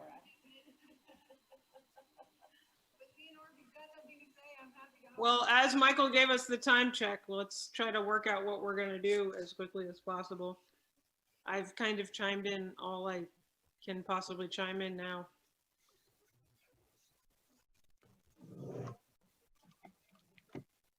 So what is it? Just so somebody needs to make a decision, I guess. Mm-hmm. And Ro, what's your listen, if we're using these two, if we're stuck with these two cameras, do we think it will get better by using the MacBook Pro? If not, let's not take up too much time trying to switch him over to a MacBook Pro. I know, I'm not advocating that at all. Okay, cool. So then that's out of the window. We're using these two cameras. Let's use the one with the least resolution for the polling only. Mm-hmm. And let's use the highest resolution one for the majority of the broadcast. And then we switch the one with the lower resolution for you to do that pivot. So I think you doing that pivot just kind of adds interest and distracts people from the resolution a little bit. And well, then, the thing with the pivot is I can't do it because I can only pivot to the Logitech and put that somewhere else, because I want to be looking at the screen and the people during our conversation and referring to my notes for the majority of the conversation. I see. I can't do that with the computer over there. So you have to use the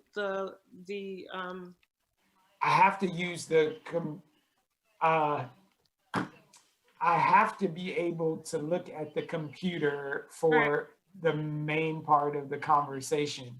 So moving on, let's just move on. It's just the only thing that doesn't look good is the vMix full screen. That's not very long, and we have the drama of the polling, and we'll just get out of it as soon as the poll is over, just like we did. Does that work? Yeah. Okay. What else do we have to check? Let's go through the rest of the polling. Actually, what I'd really like to do is work on my timing so I can get everything ready for round 4. Okay, cool. gonna dip out of here because you guys have you have 8 boxes, so. Great, so Brian, let's just continue over to round 2. And just call out who you want to speak on this. Because there is no roll-in on the topic of food. So because education one, I just went in to round 4 and punched in economy infrastructure. Now, once we get to the end of round 3, I am going to need a little bit of vamping. I can tell you on comms when it's all set, but it's going to be, it's not going to be instantaneous. I actually have to run now for the next half hour because I'm in a small meeting that is a real meeting now. Copy that. Okay. Thank you so Can you much. leave the camera set up though? And just Yeah. keep yourself on mute? Thanks. Yeah.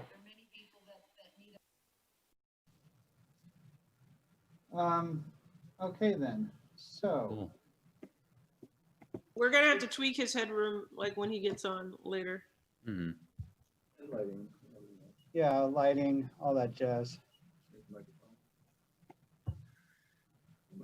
Cool. So, well, so Michael, one of the things that's going to get weird for you is on the topic of food security, there isn't going to be any time for you to be able to move your cursor on screen and like adjust the pinning of anything like that.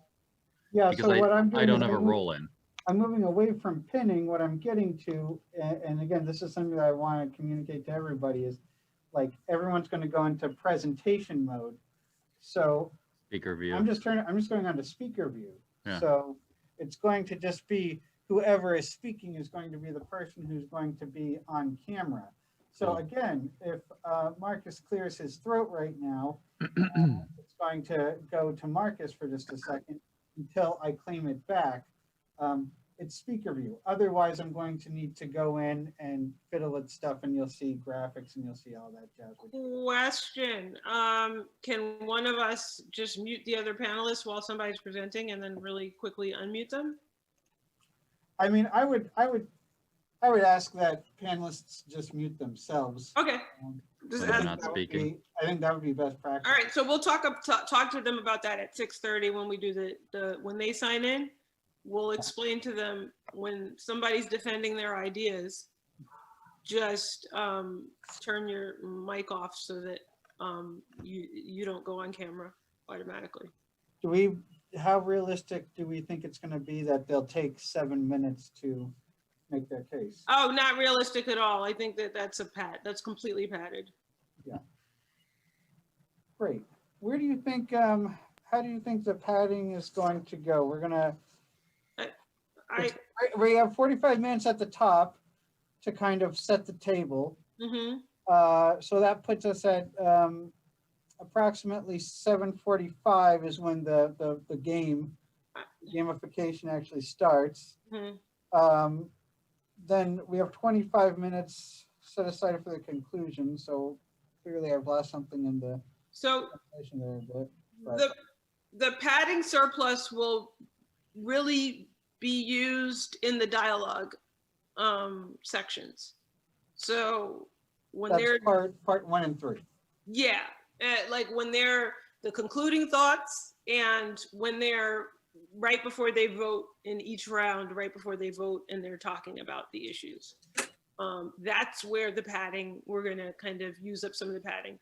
I doubt, unless they've prepared like their own little manifestos, like I doubt that they're going to be talking for 7 minutes. That's a long time for one person to be talking. So whenever they finish, we'll use whatever extra time to kind of let them have a discourse about the 2 issues that are at hand. No one thinks that they are going to be able to show up and do a screen share, right? No one's asked to do that. I hope not. Okay. Yeah. Media Maker Weekend PTSD there. If they do, we are going to find all that out at 6:30, like when they sign in. I just want to know like kind of what those parameters 6 feet. Yeah, hopefully they don't, but if they do, we are going to ask all those questions at 6:30 to make sure. Yeah, great. Okay.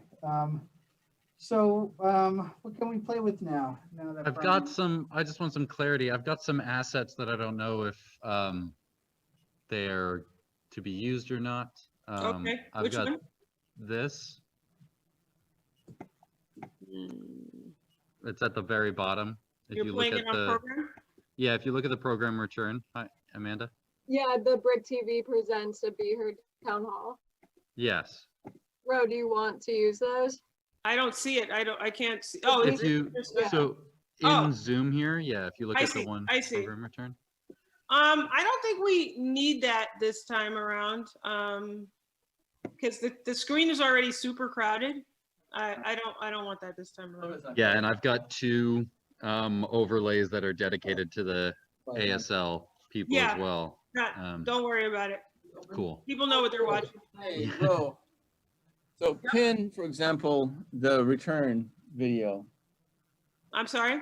Pin the return video on your screen. Program In it? Okay. Pin it. Yeah. Now you I'm- see how heavy it is at the bottom? There's nothing there. Yeah. And Marcus, go ahead and put that graphic back. You could re-add it. Please. Thank you. It's not there yet. I know. I took it out of vMix, so I have to add it Oh back my in. goodness, Ro, you killed us. How did I kill you? I'm kidding. Don't say that. I didn't. It's not my There fault. it is. Okay. So you see the balance now? Yeah, we have lower thirds and stuff too. It won't You always can be grab up. this And swap it out whenever we're not doing a title. There you go. Look at that. Okay. Fine. We can keep it. It's fine. Just sometimes, you know, Okay. because it's really an empty spot down there at the bottom otherwise. All right, cool. Hey, All right. guys, I'm sorry to interrupt. Can we kill the test YouTube feed? We're not using it. I don't think Nobody's we are looking at using it, so, right? yeah. Yeah, it's, I would like to reclaim that encoder, so I'm going to have Alex kill that. Okay. I think Thank we've you. packed everything, so I think we're good. Thank you. I'm closing it. so once we start, I'll begin a alarm that starts every 20 minutes for ASL. Mm-hmm. Start my punch list.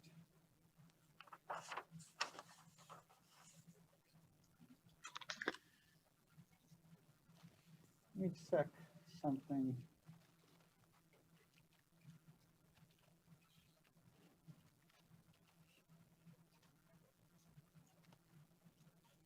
And do we think we can wrap this tech up right now?